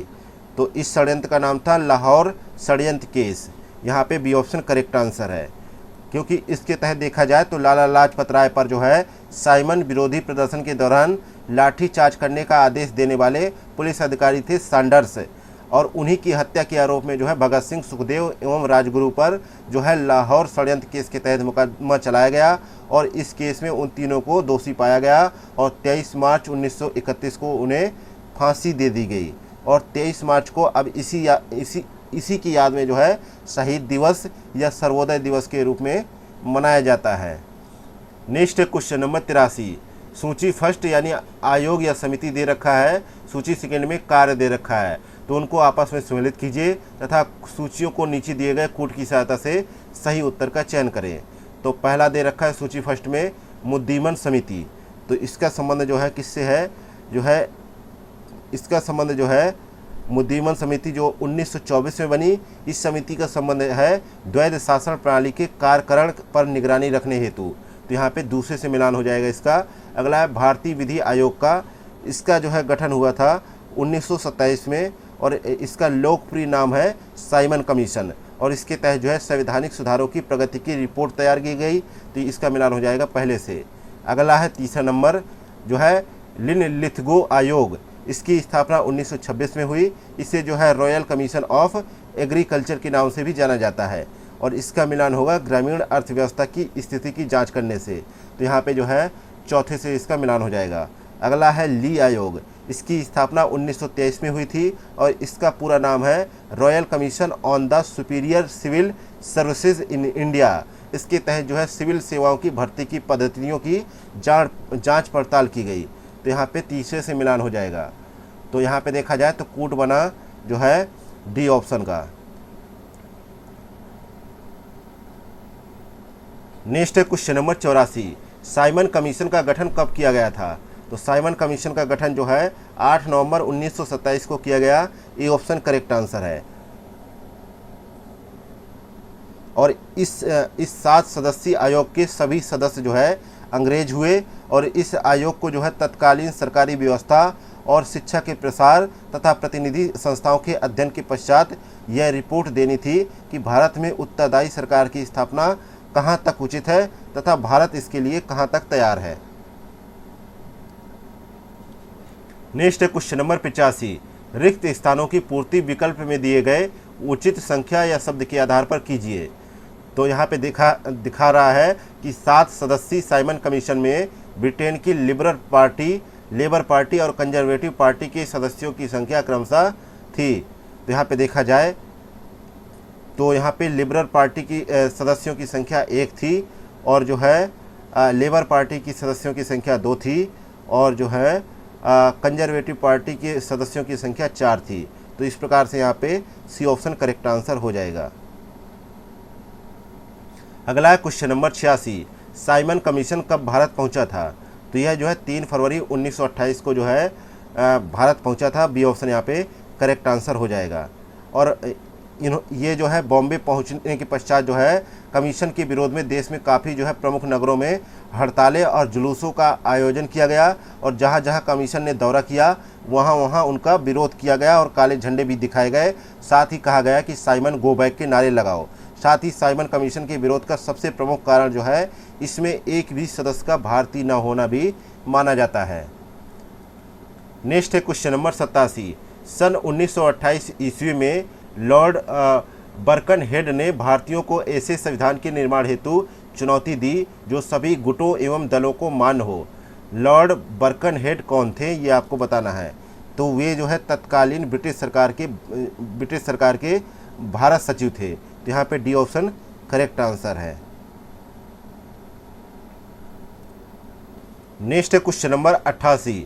दिसंबर 1928 में नेहरू रिपोर्ट की समीक्षा के लिए कहाँ पर सर्वदलीय सम्मेलन का आयोजन किया गया था? तो यहाँ पे देखा जाए इसका आयोजन जो है कलकत्ता में किया गया।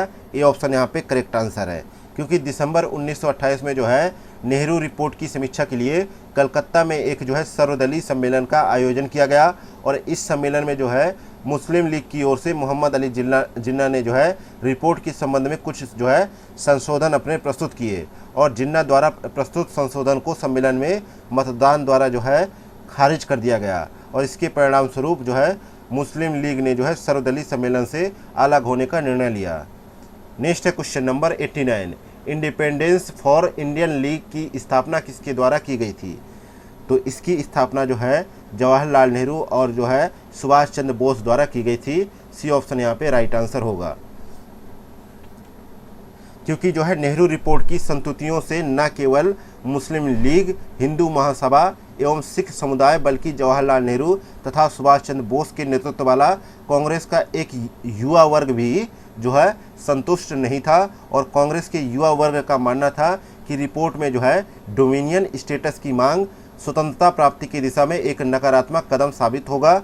और जवाहरलाल नेहरू और सुभाष चंद्र बोस ने कांग्रेस के इस प्रस्ताव को अस्वीकार कर दिया और संयुक्त रूप से जो है इंडिपेंडेंस फॉर इंडिया लीग का गठन किया।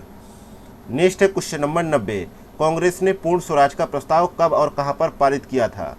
तो यहाँ पे जो है 90 में देखा जाए तो सी ऑप्शन यहाँ पे करेक्ट आंसर है। दिसंबर 1929 में कांग्रेस के लाहौर अधिवेशन में पूर्ण स्वराज को जो है पूर्ण स्वराज का प्रस्ताव जो है पारित किया गया। तो यहाँ पे सी ऑप्शन करेक्ट आंसर होगा। और इस समय जो है कांग्रेस के लाहौर अधिवेशन में कांग्रेस की अध्यक्षता कर रहे थे जवाहरलाल नेहरू। नेक्स्ट है क्वेश्चन नंबर 91, कथन ए और कथन आर कारण आर पर विचार कीजिए तथा नीचे दिए गए विकल्प के आधार पर सही उत्तर का चयन करें। तो कथन ए में दे रखा है कि असम में जो है सविनय अवज्ञा आंदोलन को उतना समर्थन नहीं मिला जितना असहयोग आंदोलन को मिला था। इसका कारण आर था कि ऐसा अनेक जो है विभाजित मुद्दों की उपस्थिति के कारण हुआ था। तो यहाँ पे देखा जाए 91 का, तो ए ऑप्शन यहाँ पे सही होगा। ए आर दोनों सही है तथा आर ए की सही व्याख्या कर रहा है। नेक्स्ट है क्वेश्चन नंबर 92, रिक्त स्थान की पूर्ति विकल्प में दिए गए उचित शब्द के आधार पर कीजिए। तो अप्रैल 1930 में तमिलनाडु के किस स्थान के समुद्र तट पर चक्रवर्ती राजगोपालाचारी ने जो है त्रिचुनापल्ली से विदारण्यम तक की नमक यात्रा जो है आरंभ की? तो यहाँ पे जो है सही जवाब है तंजौर। सी ऑप्शन यहाँ पे करेक्ट आंसर है। नेक्स्ट है क्वेश्चन नंबर 93, सविनय अवज्ञा आंदोलन के दौरान पटना में नमक बनाकर कानून तोड़ने के लिए जो है नखास तालाब का चयन किया गया। किसके नेतृत्व में जो है यहाँ नमक कानून तोड़ा गया?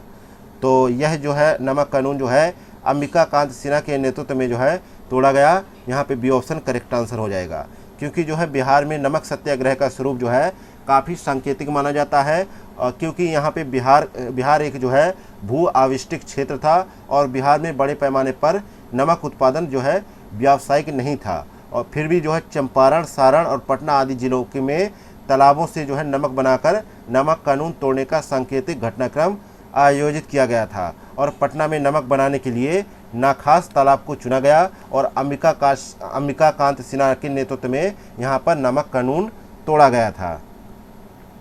नेक्स्ट है क्वेश्चन नंबर 94, नमक सत्याग्रह की सबसे तीव्र प्रतिक्रिया 21 मई 1930 को जो है धरासड़ा महाराष्ट्र में घटित हुई।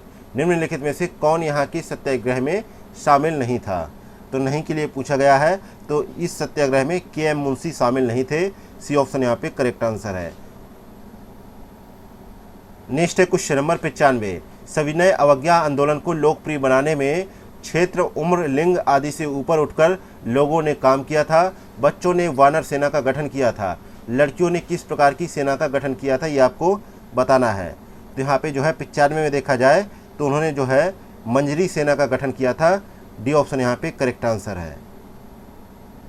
और जो है यहाँ पे देखा जाए तो इन्होंने जो है गांवों और कस्बों में प्रभात फेरियां निकाली जाने लगी और गांवों तक राष्ट्रीय संदेश को पहुंचाने के लिए जादुई लालटेनों का जो है प्रयोग किया जाता था। और बच्चों एवं लड़कियों ने भी इन कामों में अपना महत्वपूर्ण योगदान दिया और बच्चों ने वानर सेना तथा लड़कियों ने मंजरी सेना का गठन किया।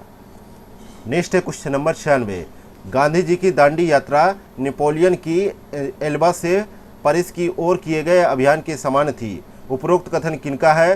तो ये कथन जो है सुभाष चंद्र बोस ने कहे थे, इसलिए यहाँ पे ऑप्शन में है ही नहीं, तो डी ऑप्शन यहाँ पे करेक्ट आंसर हो जाएगा। नेक्स्ट है क्वेश्चन नंबर 97, वर्तमान भारतीय राष्ट्रीय ध्वज की रूपरेखा को पहली बार कब अपनाया गया? तो यह जो है कांग्रेस के कराची अधिवेशन 1931 में अपनाया गया, तो यहाँ पे सी ऑप्शन करेक्ट आंसर हो जाएगा।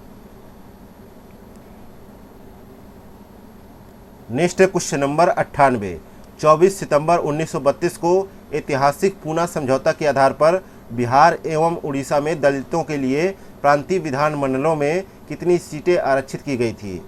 तो इस दौरान जो है कितनी सीटें आरक्षित की गई थी? तो यहाँ पे सही जवाब है 18 सीटें जो है आरक्षित की गई थी, क्योंकि जो है गांधी जी और अंबेडकर के बीच जो है ऐतिहासिक पूना समझौता 24 सितंबर 1932 को संपन्न हुआ, जिसके आधार पर जो है सांप्रदायिक पंचायत के स्थान पर दलितों के लिए प्रांतीय विधान मंडलों में सीटों के आरक्षण से संबंधित समझौता किया गया। और उक्त समझौते के आधार पर जो है मद्रास प्रांत से 30 और बंगाल से जो है 30, मध्य प्रांत तथा संयुक्त प्रांत में जो है 20-20, बिहार एवं उड़ीसा में 18, बॉम्बे तथा सिंध प्रांत में 15, पंजाब में 8 तथा असम में 7 सीटें जो है दलितों के लिए आरक्षित किए गए थे। तो यहाँ पे सही जवाब क्या होगा? जो है बी ऑप्शन 18 सीटें। नेक्स्ट है क्वेश्चन नंबर 99, 16 अगस्त 1932 को फूट डालो और राज करो की नीति के तहत रैमजे मैकडोनाल्ड ने जो है सांप्रदायिक पंचायत की घोषणा की थी। जो है रैमजे मैकडोनाल्ड कौन थी, ये आपको बताना है। तो यहाँ पे 99 में देखा जाए तो ये तत्कालीन ब्रिटिश प्रधानमंत्री थे, और उनके जो है सांप्रदायिक अधिनिर्णय का उद्देश्य जो था वह हिंदू वर्ग से दलित को अलग करना, जो उनके फूट डालो और राज करो की नीति का एक बहुत ही महत्वपूर्ण उदाहरण प्रतीत होता है। तो यहाँ पे सी ऑप्शन करेक्ट आंसर हो जाएगा। नेक्स्ट है क्वेश्चन नंबर 100, कांग्रेस के एकमात्र प्रतिनिधि के रूप में द्वितीय गोलमेज सम्मेलन में भाग लेने के लिए गांधी जी ने किस जहाज से लंदन के लिए रवाना हुए थे? तो उस जहाज का नाम है राजपुताना। ये ऑप्शन यहाँ पे करेक्ट आंसर है। वे जो है कब गए थे? 29 अगस्त 1931 में जो है लंदन के लिए रवाना हुए, जिसमें उनके साथ जो है महादेव देसाई, मदन मोहन मालवीय और देवदास गांधी और घनश्याम दास बिरला तथा मीराबेन जो है उनके साथ शामिल थे। नेक्स्ट है क्वेश्चन नंबर 101, निम्नलिखित में से किस कांग्रेसी नेता ने मालाबार क्षेत्र में कालीकट से जो है पोयन्नूर तक की यात्रा की थी? तो उनका नाम था के किलप्पन। ये ऑप्शन यहाँ पे करेक्ट आंसर है। ये प्रमुख कांग्रेसी नेता भी थे। नेक्स्ट है क्वेश्चन नंबर 102, सविनय अवज्ञा आंदोलन के तुरंत बाद की राजनीति के संबंध में निम्नलिखित कथनों पर विचार करें। पहला कथन है रचनात्मक कार्यों का प्रारंभ, दूसरा है संवैधानिक तौर तरीकों से संघर्ष का प्रारंभ, तीसरा है जन आंदोलन जारी रखने का प्रयास, चौथा है क्रांतिकारी आंदोलन की ओर रुझान। तो उपरोक्त में से कौन सा कथन यहाँ पे सही है? तो 102 में देखा जाए तो सभी चारों कथन यहाँ पे सही है सविनय अवज्ञा आंदोलन के संबंध में, इसलिए डी ऑप्शन यहाँ पे राइट आंसर हो जाएगा। नेक्स्ट है क्वेश्चन नंबर 103, जवाहरलाल नेहरू ने किस आंदोलन की वापसी की आलोचना करते हुए इसे आदर्शों का समर्पण कहा था? तो इस आंदोलन का नाम है सविनय अवज्ञा आंदोलन। तो यहाँ पे जो है सही जवाब होगा सी ऑप्शन, क्योंकि जो है नेहरू जी का मानना था कि जो है सविनय अवज्ञा आंदोलन को वापस लेना, रचनात्मक कार्य प्रारंभ करना तथा संसद में भागीदारी करना एक प्रकार की जो है आध्यात्मिक पराजय, आदर्शों का समर्पण तथा क्रांतिकारी पथ का परित्याग कर सुधारवादी पथ को अपनाने जैसा है, इसलिए उन्होंने जो है इसकी आलोचना की थी। नेक्स्ट है क्वेश्चन नंबर 104, भारत सरकार अधिनियम 1935 के मुख्य प्रावधानों के संबंध में गलत कथन का चयन करें। तो यहाँ पे जो है गलत कथन है पहला नंबर का कि प्रस्तावित संघ में सभी ब्रिटिश भारतीय प्रांतों, मुख्य आयुक्त के प्रांतों तथा सभी भारतीय प्रांतों तथा देशी राज्यों का सम्मिलित होना अनिवार्य था। ये जो है कथन यहाँ पे गलत होगा, इसलिए ये ऑप्शन यहाँ पे सही माना जाएगा। नेक्स्ट है क्वेश्चन नंबर 105, भारत सरकार अधिनियम 1935 के संदर्भ में निम्नलिखित कथनों पर विचार करें। पहला कथन है कि ब्रिटिश सरकार का लक्ष्य उदारवादी तथा संवैधानिक नरमपंथियों जो सविनय अवज्ञा आंदोलन के दौरान अपना जन समर्थन खो चुके थे को सुधारों द्वारा सरकार की ओर आकर्षित करना था। जबकि 1935 के अधिनियम का कांग्रेस ने समर्थन किया और 1937 का प्रांतीय चुनाव लड़ा। जबकि तीसरा कथन है इसके द्वारा साइमन कमीशन द्वारा जो है अनुशंसित द्वैध शासन जो है केंद्र पर थोप दिया गया। यहाँ पे गलत कथन का चयन करना है। यहाँ पे तो 105 में देखा जाए तो यहाँ पे दूसरा तीसरा कथन यहाँ पे गलत है, जबकि पहला कथन यहाँ पे सही है। नेक्स्ट है क्वेश्चन नंबर 106। 1937 के प्रांतीय चुनावों के संबंध में निम्नलिखित कथनों पर विचार करें। पहला कथन है कि कांग्रेस ने 1161 सीटों में से 716 सीटों पर चुनाव लड़ा तथा कांग्रेस ने 7 प्रांतों में बहुमत के साथ सरकार का गठन किया। जबकि दूसरा कथन है महात्मा गांधी ने चुनावी सभाओं द्वारा कांग्रेस का समर्थन किया। तो यहाँ पे सही कथनों का चयन करना है। तो 106 नंबर का सही कथन है। सही कथन दोनों में से कोई सा भी नहीं है, क्योंकि जो है यहाँ पे देखा जाए तो कांग्रेस ने 1161 सीटों में से 716 सीटों पर चुनाव लड़ा, जिसमें असम, बंगाल, पंजाब, सिंध और उत्तरी पश्चिमी सीमांत प्रांत को छोड़कर शेष सभी प्रांतों में उसने स्पष्ट बहुमत प्राप्त किया तथा बंगाल, असम और उत्तर पश्चिमी सीमांत प्रांत में वह सबसे बड़ी पार्टी के रूप में उभरी थी। और कांग्रेस ने 6 प्रांतों में बहुमत के साथ जो है सरकार का गठन किया, ना कि जो है 7 प्रांतों के साथ। इसलिए पहला स्टेटमेंट गलत है। और गांधी जी ने जो है किसी भी चुनावी सभा को संबोधित ही नहीं किया, इसलिए यहाँ पे डी ऑप्शन सही जवाब होगा। ना तो पहला सही है ना तो दूसरा सही है। अगला क्वेश्चन नंबर 107। 1937 के प्रांतीय चुनाव के पश्चात नागरिक स्वतंत्रता के संबंध में निम्नलिखित में से कौन सा कथन गलत है। तो यहाँ पे देखा जाए तो 107 में जो है सी ऑप्शन गलत है कि मद्रास में सविनय अवज्ञा के दौरान जब्त भूमि को किसानों को वापस कर दी गई।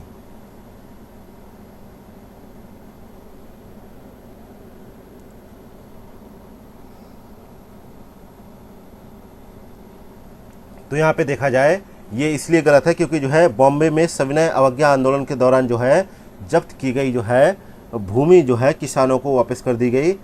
ये जो है कथन यहाँ पे गलत है, क्योंकि ये जो है मद्रास नहीं, यहाँ पे बॉम्बे होना चाहिए था।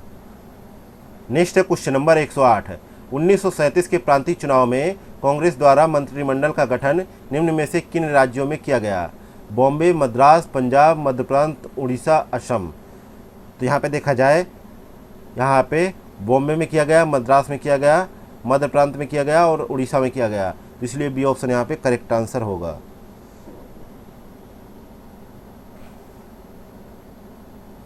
नेक्स्ट है क्वेश्चन नंबर 109। कांग्रेस ने प्रांतीय सरकारों के गठन के पश्चात कृषि संबंधित सुधारों में निम्न में से कौन से सुधार किए। तो यहाँ पे देखा जाए पहला है ऋणग्रस्तता से राहत दी, भू राजस्व दरों में कमी की, जमींदारी प्रथा समाप्त करने का प्रयास किया तथा वनों में पशुओं को चराने की अनुमति प्रदान की। तो यहाँ पे जो है देखा जाए तो यहाँ पे पहला, दूसरा, चौथा सही है। पहला, दूसरा, चौथा सही है, जबकि जमींदारी प्रथा समाप्त करने का कोई प्रयास ही नहीं किया गया। इसलिए यहाँ पे सही जवाब होगा सी ऑप्शन।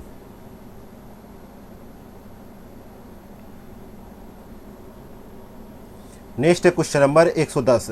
कथन ए और कारण आर पर विचार करें तथा उपयुक्त विकल्प के आधार पर सही उत्तर का चयन करें। तो कथन ए दे रखा है कि प्रांतीय कांग्रेसी मंत्रिमंडलों ने उग्रवादी मजदूर संघ की हड़तालों को कानून एवं व्यवस्था के रूप में हल किया तथा यथासंभव उनके लिए मध्यस्थ की भूमिका निभाई।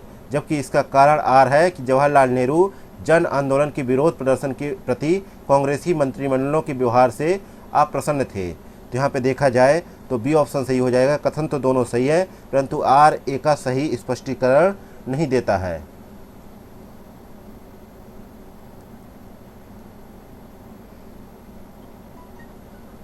अगला क्वेश्चन नंबर 111 है। कांग्रेस की प्रांतीय सरकारों के समाज कल्याण संबंधी सुधार के संबंध में निम्नलिखित कथनों पर विचार करें। पहला कथन है समाज कल्याण हेतु कांग्रेस के प्रांतीय सरकारों द्वारा कांग्रेस शासित सभी प्रदेशों में शराब निषेध लागू कर दिया गया। जबकि दूसरा कथन है कांग्रेस द्वारा बंदी सुधार प्रारंभ किए गए। तीसरा कथन है स्वदेशी उद्योगों को प्रोत्साहन दिया गया। चौथा कथन है हरिजनों के कल्याण हेतु पुलिस एवं सरकारी नौकरियों में इनकी संख्या में वृद्धि की गई। तो सत्यकूट का चयन करें यहाँ पे। तो 111 में देखा जाए तो यहाँ पे जो है दूसरा, तीसरा, चौथा सही है, जबकि पहला स्टेटमेंट यहाँ पे गलत है। क्योंकि जो है यहाँ पे देखा जाए, कहा गया पहले स्टेटमेंट में कि समाज कल्याण हेतु कांग्रेस के प्रांतीय सरकारों द्वारा कांग्रेस शासित सभी प्रदेशों में शराब निषेध लागू कर दिया गया।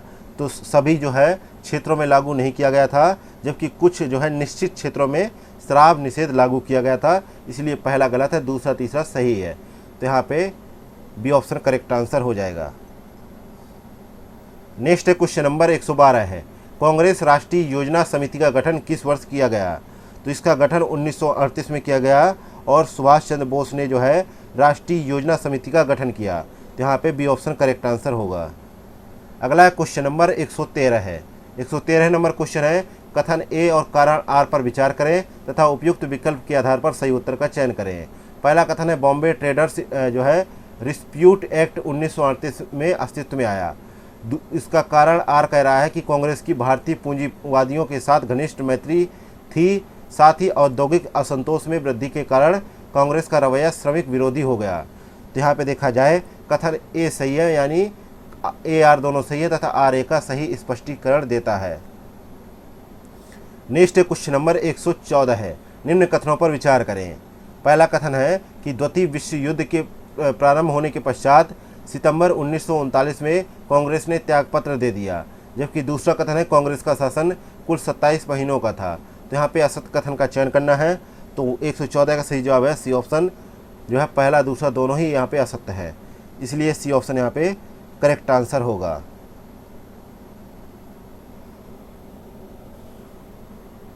यहाँ पे इसलिए गलत है, यहाँ पे 28 महीने होना चाहिए।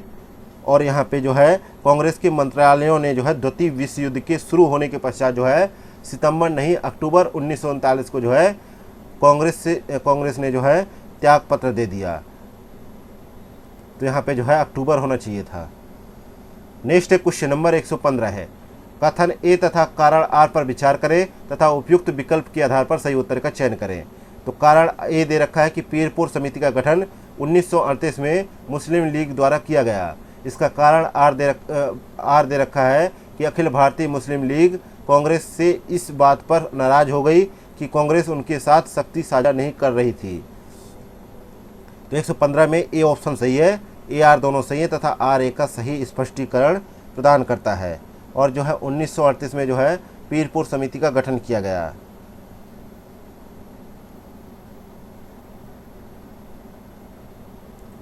अगला क्वेश्चन नंबर 116 है, सूची फर्स्ट को सूची सेकंड से मिलान करें तथा नीचे दिए गए कूट की सहायता से सही उत्तर का चयन करें।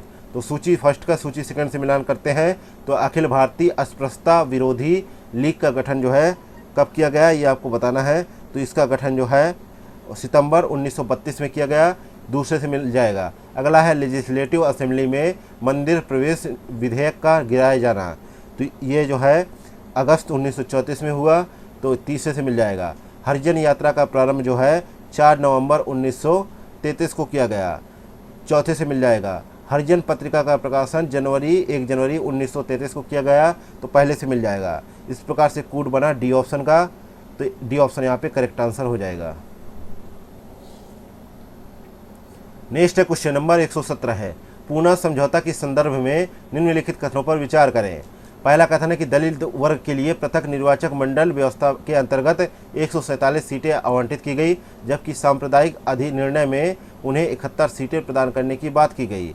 जबकि दूसरा कथन है कांग्रेस ने स्वीकार किया कि दलित वर्गों को प्रशासनिक सेवा में पर्याप्त प्रतिनिधित्व प्रदान किया जाना चाहिए, यह किया जाएगा। तीसरा कथन है आर्थिक क्षमता के आधार पर दलित वर्ग को सार्वजनिक सेवाओं तथा स्थानीय संस्थाओं में उचित जो है प्रतिनिधित्व देने की व्यवस्था की गई। क्वेश्चन में आपसे पूछ रहा है कि गलत कथन कौन सा है। तो गलत कथन के लिए पूछा गया है, तो पहला तीसरा यहाँ पे गलत है, तो इसलिए सी ऑप्शन यहाँ पे करेक्ट आंसर हो जाएगा।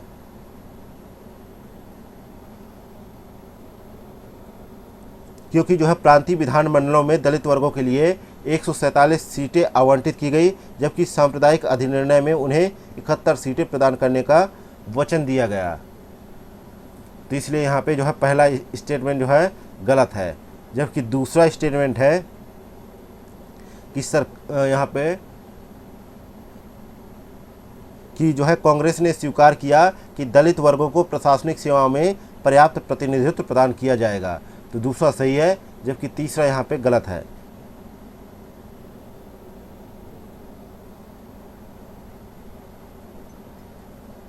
नेक्स्ट क्वेश्चन नंबर 118 है।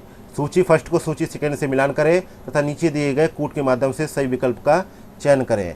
तो देखा जाए तो प्रथम गोलमेज सम्मेलन के समय भारत का वायसराय कौन था? तो इस समय लॉर्ड इरविन थे वायसराय, दूसरे से मिलान हो जाएगा। अगला है सविनय अवज्ञा आंदोलन पुनः प्रारंभ होने के समय भारत का वायसराय कौन था? तो लॉर्ड विलिंगटन थे। तो यहाँ पे जो है चौथे से मिलान हो जाएगा। प्रथम गोलमेज सम्मेलन की अध्यक्षता किसने की थी? तो जो है तो यहाँ पे प्रथम गोलमेज सम्मेलन की अध्यक्षता जो है किसने की थी? तो जो है रैमजे मैकडोनाल्ड ने की थी। तो यहाँ पे मिलान हो जाएगा पहले से। अगला है द्वितीय गोलमेज सम्मेलन के दौरान भारत का गृह सचिव नियुक्त किया गया। तो जो है सैमुअल होमर को नियुक्त किया गया। तीसरे से मिलान हो जाएगा। तो इस प्रकार यहाँ पे डी ऑप्शन करेक्ट आंसर हो जाएगा।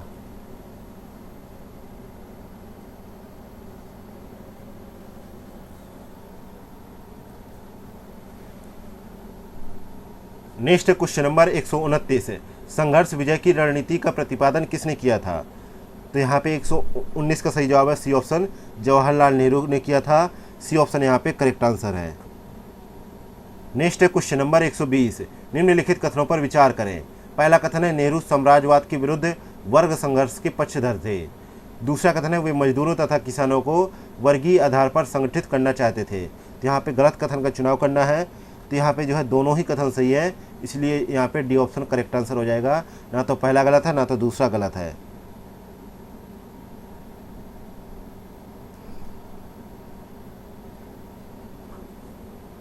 अगला है क्वेश्चन नंबर 121, निपाह वायरस के संबंध में निम्नलिखित में से असत्य कथन का चुनाव करें। तो यहाँ पे जो है 121 का जो है सी ऑप्शन यहाँ पे सही है कि सुअर वायरस के प्राकृतिक वाहक के रूप में जो है निपाह वायरस काम करता है। तो इसलिए यहाँ पे सी ऑप्शन करेक्ट आंसर है। अभी हाल ही में ब्रिटेन के ऑक्सफोर्ड यूनिवर्सिटी के वैज्ञानिक निपाह वायरस के लिए मानव निपाह वायरस वैक्सीन का पहला परीक्षण शुरू किया है और ट्रायल में ऑक्सफोर्ड वैक्सीन ग्रुप के नेतृत्व में अगले 18 महीनों की अवधि के लिए 18 से 35 वर्ष की आयु के 51 लोग जो है शामिल किए गए हैं, जिनको ये ट्रायल के दौरान जो है इनको ये वैक्सीन इंजेक्ट की जाएगी। नेक्स्ट क्वेश्चन नंबर 122, प्रधानमंत्री सूर्योदय योजना के संदर्भ में निम्नलिखित कथनों पर विचार करें। पहला कथन है यह योजना 22 जनवरी 1924 को लॉन्च की गई। दूसरा कथन है यह आवास और शहरी मंत्रालय की पहल है। तीसरा कथन है 1 करोड़ घरों पर जो है रूफ टॉप सोलर पैनल स्थापित करने का लक्ष्य है। चौथा कथन है इस योजना के तहत देश में 40 गीगावाट बिजली बनाने का लक्ष्य जो है 2026 तक बढ़ा दिया गया है। तो यहाँ पे कितने कथन यहाँ पे गलत है ये आपको बताना है। तो 122 में देखने में ये प्रतीत होता है कि यहाँ पे बी ऑप्शन सही है कि 2 यहाँ पे स्टेटमेंट सही है। इसकी जो है शुरुआत जो है 22 जनवरी 2024 को की गई थी, ये पहला स्टेटमेंट सही है। और यह योजना नवीन एवं नवीकरणीय मंत्रालय की पहल है, ना कि आवास और शहरी मंत्रालय की पहल, इसलिए दूसरा स्टेटमेंट यहाँ पे गलत हो जाता है। और जो है इस योजना का मुख्य उद्देश्य जो है ऊर्जा क्षेत्र में भारत को आत्मनिर्भर बनाना है, जिस कारण 1 करोड़ घरों की छतों पर सोलर पैनल लगाने का लक्ष्य रखा गया है। ये भी सही है।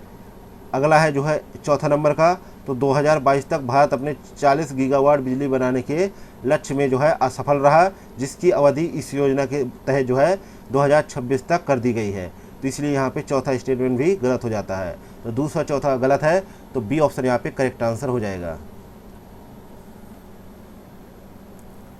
नेक्स्ट क्वेश्चन नंबर 123, निम्नलिखित में से कौन भारतीय सेना में सूबेदार के पद पर पदोन्नत होने वाली पहली महिला बन गई हैं?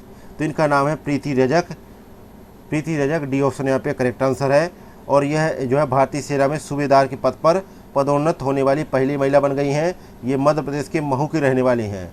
और प्रीति ने दिसंबर 2022 को कोर ऑफ मिलिट्री पुलिस में जो है भारतीय सेना ज्वाइन की थी।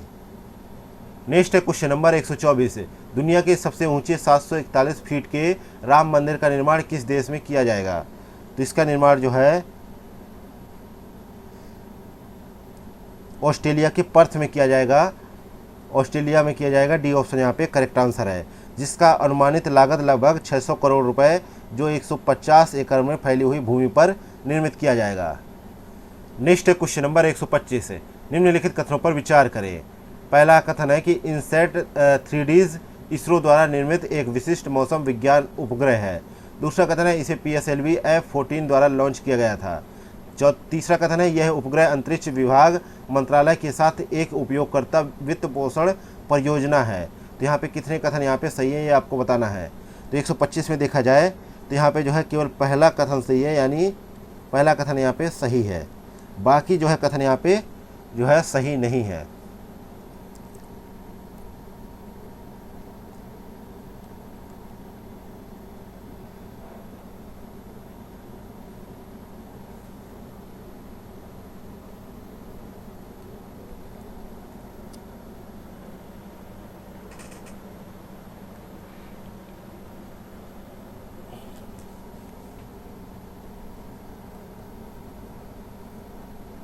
नेक्स्ट है क्वेश्चन नंबर 126 है, सुरैया उपग्रह का संबंध निम्नलिखित में से किस देश से है?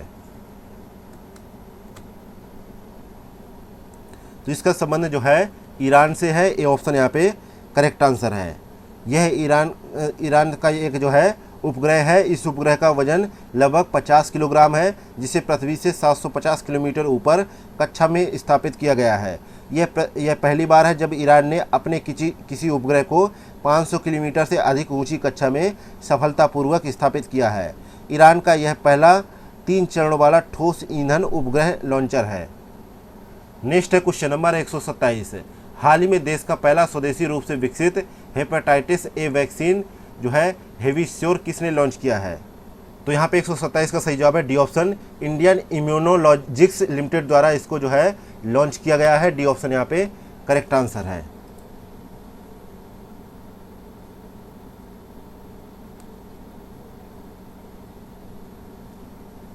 नेक्स्ट है क्वेश्चन नंबर 128 है, दुनिया के सबसे ऊंचे बाबा साहेब अम्बेडकर की सामाजिक न्याय की प्रतिमा का उद्घाटन कहां पर किया गया? तो इनका उद्घाटन जो है 19 जनवरी 2024 को आंध्र प्रदेश के मुख्यमंत्री YS जगन मोहन रेड्डी ने जो है विजयवाड़ा ने स्वराज मैदान पर जो है डॉक्टर BR अम्बेडकर की 125 फीट ऊंची कांस्य की प्रतिमा का उद्घाटन किया। और प्रतिमा का निर्माण जो है 81 फीट की चौड़ी जो है चौकी पर किया गया है। और जो है प्रतिमा 125 फीट ऊंची है, जिससे जो है कुल ऊंचाई 206 फुट हो जाती है। और इस परियोजना की कुल लागत 404.35 करोड़ रुपए आंकी गई है। तो यहाँ पे सी ऑप्शन करेक्ट आंसर हो जाएगा। नेक्स्ट है क्वेश्चन नंबर 129 है, गणतंत्र दिवस परेड 2024 में पहली बार थल सेना, नौसेना और वायुसेना की त्रिसेवा महिलाओं की एक टुकड़ी ने कर्तव्य पथ पर मार्च किया। इस टुकड़ी का नेतृत्व किसने किया था? तो इसका नेतृत्व जो है कैप्टन संध्या महिला ने किया था। यहाँ पे सी ऑप्शन करेक्ट आंसर है। वह 26 वर्षीय जो है कैप्टन संध्या महिला है, जिन्होंने जो है इस टुकड़ी का नेतृत्व किया था। सी ऑप्शन यहाँ पे करेक्ट आंसर है। अगला क्वेश्चन नंबर 130, नीतीश डिवाइस के संबंध में निम्न कूट की सहायता से सत्य कथन का चयन करें। पहला कथन है बिहार कृषि विभाग द्वारा नीतीश डिवाइस लॉन्च किया गया। दूसरा कथन है खेत में कार्य करने वाले मजदूर इस डिवाइस को अपने शरीर पर धारण करेंगे। तीसरा कथन है यह जो है अलर्टिंग डिवाइस है, जो आपदा से 30 मिनट पूर्व आपदा की सूचना भेजेगा। यहाँ पे 130 का करेक्ट आंसर है। दूसरा तीसरा सही है। बी ऑप्शन यहाँ पे राइट आंसर है। पहला ऑप्शन यहाँ पे गलत है, क्योंकि जो है हाल ही में बिहार राज्य आपदा प्रबंधन प्राधिकरण ने नीतीश डिवाइस लॉन्च किया है और इसके माध्यम से खेत में कार्य करने वाले मजदूरों एवं बाहर निकलने वाले व्यक्ति इस डिवाइस को अपने शरीर पर धारण कर पाएंगे और कर पाएंगे तो 30 मिनट पहले ही उन्हें आपदा की सूचना प्राप्त हो जाएगी। अगला क्वेश्चन नंबर 131 है, निम्नलिखित में से किस एकमात्र विदेशी को पद्म पुरस्कार 2024 से सम्मानित किया गया था? तो इनका नाम क्या है? तो 131 का सही जवाब है यंग लियू। ये जो है ताइवान के रहने वाले हैं। ये ऑप्शन यहाँ पे करेक्ट आंसर है।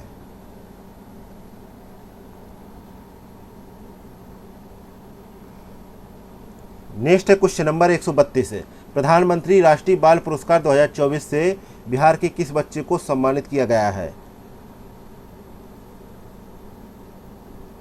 तो यहाँ पे 132 का सही जवाब है D option Mohammad Hussain. D option यहाँ पे करेक्ट आंसर है, क्योंकि जो है प्रधानमंत्री राष्ट्रीय बाल पुरस्कार 2024 में जो है 29 बच्चों में से एक पटना बिहार के रहने वाले मोहम्मद हुसैन को भी सम्मानित किया गया। हुसैन को आर्ट एंड कल्चर के क्षेत्र में योगदान के लिए यह पुरस्कार प्रदान किया गया था। नेक्स्ट है क्वेश्चन नंबर 133। हाल ही में उत्तर भारत का प्रथम मानव डीएनए बैंक कहां पर स्थापित किया गया है? तो यह जो है बनारस हिंदू विश्वविद्यालय में स्थापित किया गया है और यह मेक इन इंडिया पहल के तहत बीएचयू ने उत्तर भारत का प्रथम मानव डीएनए बैंक जो है लॉन्च किया गया है। तो यहाँ पे सही जवाब है बी ऑप्शन।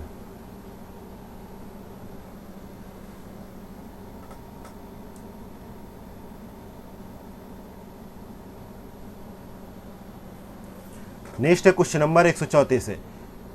इलेक्ट्रिसिटी रिपोर्ट 2024 के संबंध में निम्नलिखित कथनों पर विचार करें।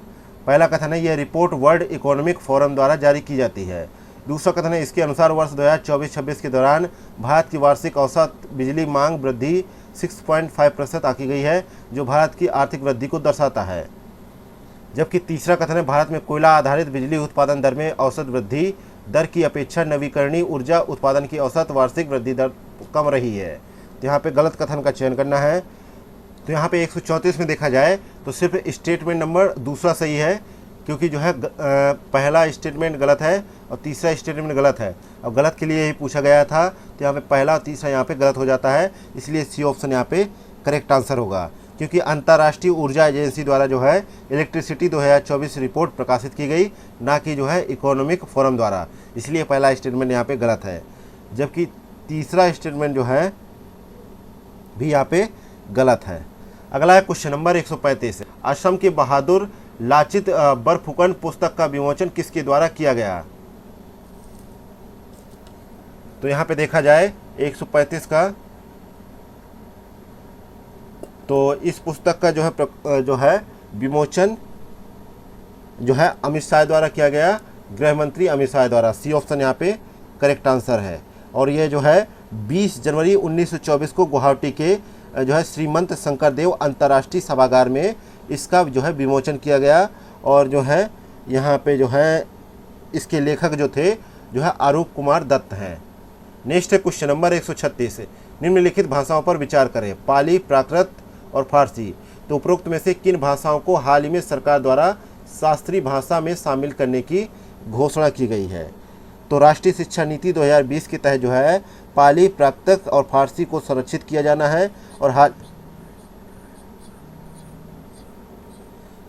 हाल ही में जो है विदेश मंत्री एस जयशंकर द्वारा फारसी को भारत की शास्त्रीय भाषाओं में शामिल करने पर इनकी संख्या अब जो है 6 से बढ़कर 9 हो गई हैं। टोटल जो है भारत में जो है 6 शास्त्रीय भाषाएं थी। पहला तमिल था, जिसको 2004 में सम्मिलित किया गया। दूसरा संस्कृत 2005 में, कन्नड़ को जो है 2008 में, तेलुगु को 2008 में, मलयालम को 2013 में, उड़िया को 2014 में जो है शास्त्रीय भाषाओं के रूप में नामित किया गया। तो यहाँ पे जो है सही जवाब क्या होगा? D option. पहला, दूसरा, तीसरा तीनों सही है। डी ऑप्शन यहाँ पे करेक्ट आंसर है। अगला है क्वेश्चन नंबर 137। भारत और अर्जेंटीना ने हाल ही में लिथियम परियोजना पर हस्ताक्षर किया है। इस संदर्भ में लिथियम ट्राईएंगल क्या है? तो यहाँ पे देखा जाए तो यहाँ पे लिथियम की स्रोत एवं भंडार जो है लिथियम ट्राईएंगल है। तो यहाँ पे जो है डी ऑप्शन करेक्ट है। अगला है क्वेश्चन नंबर 138। भारतीय स्टाम्प बिल 2023 के संबंध में निम्नलिखित में से कौन सा कथन गलत है? पहला कथन है केंद्र सरकार ने भारतीय स्टाम्प अधिनियम 1889 को निरस्त करने का प्रस्ताव दिया है। जबकि दूसरा कथन है स्टाम्प शुल्क केंद्र सरकार द्वारा लगाया जाता है और एकत्र किया जाता है और विनियोजित भी किया जाता है। तीसरा कथन है नए समझौता विधेयक में डिजिटल ई स्टाम्पिंग के नियम शामिल हैं। तो यहाँ पे पूछा गया है कि असत्य कथन कौन सा है? तो 138 में देखा जाए तो यहाँ पे पहला और दूसरा कथन असत्य है, जबकि तीसरा कथन यहाँ पे जो है सही है।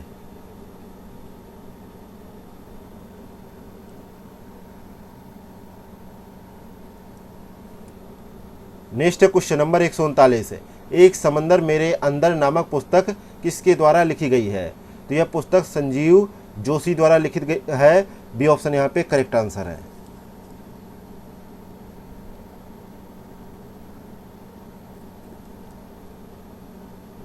Next question number 140।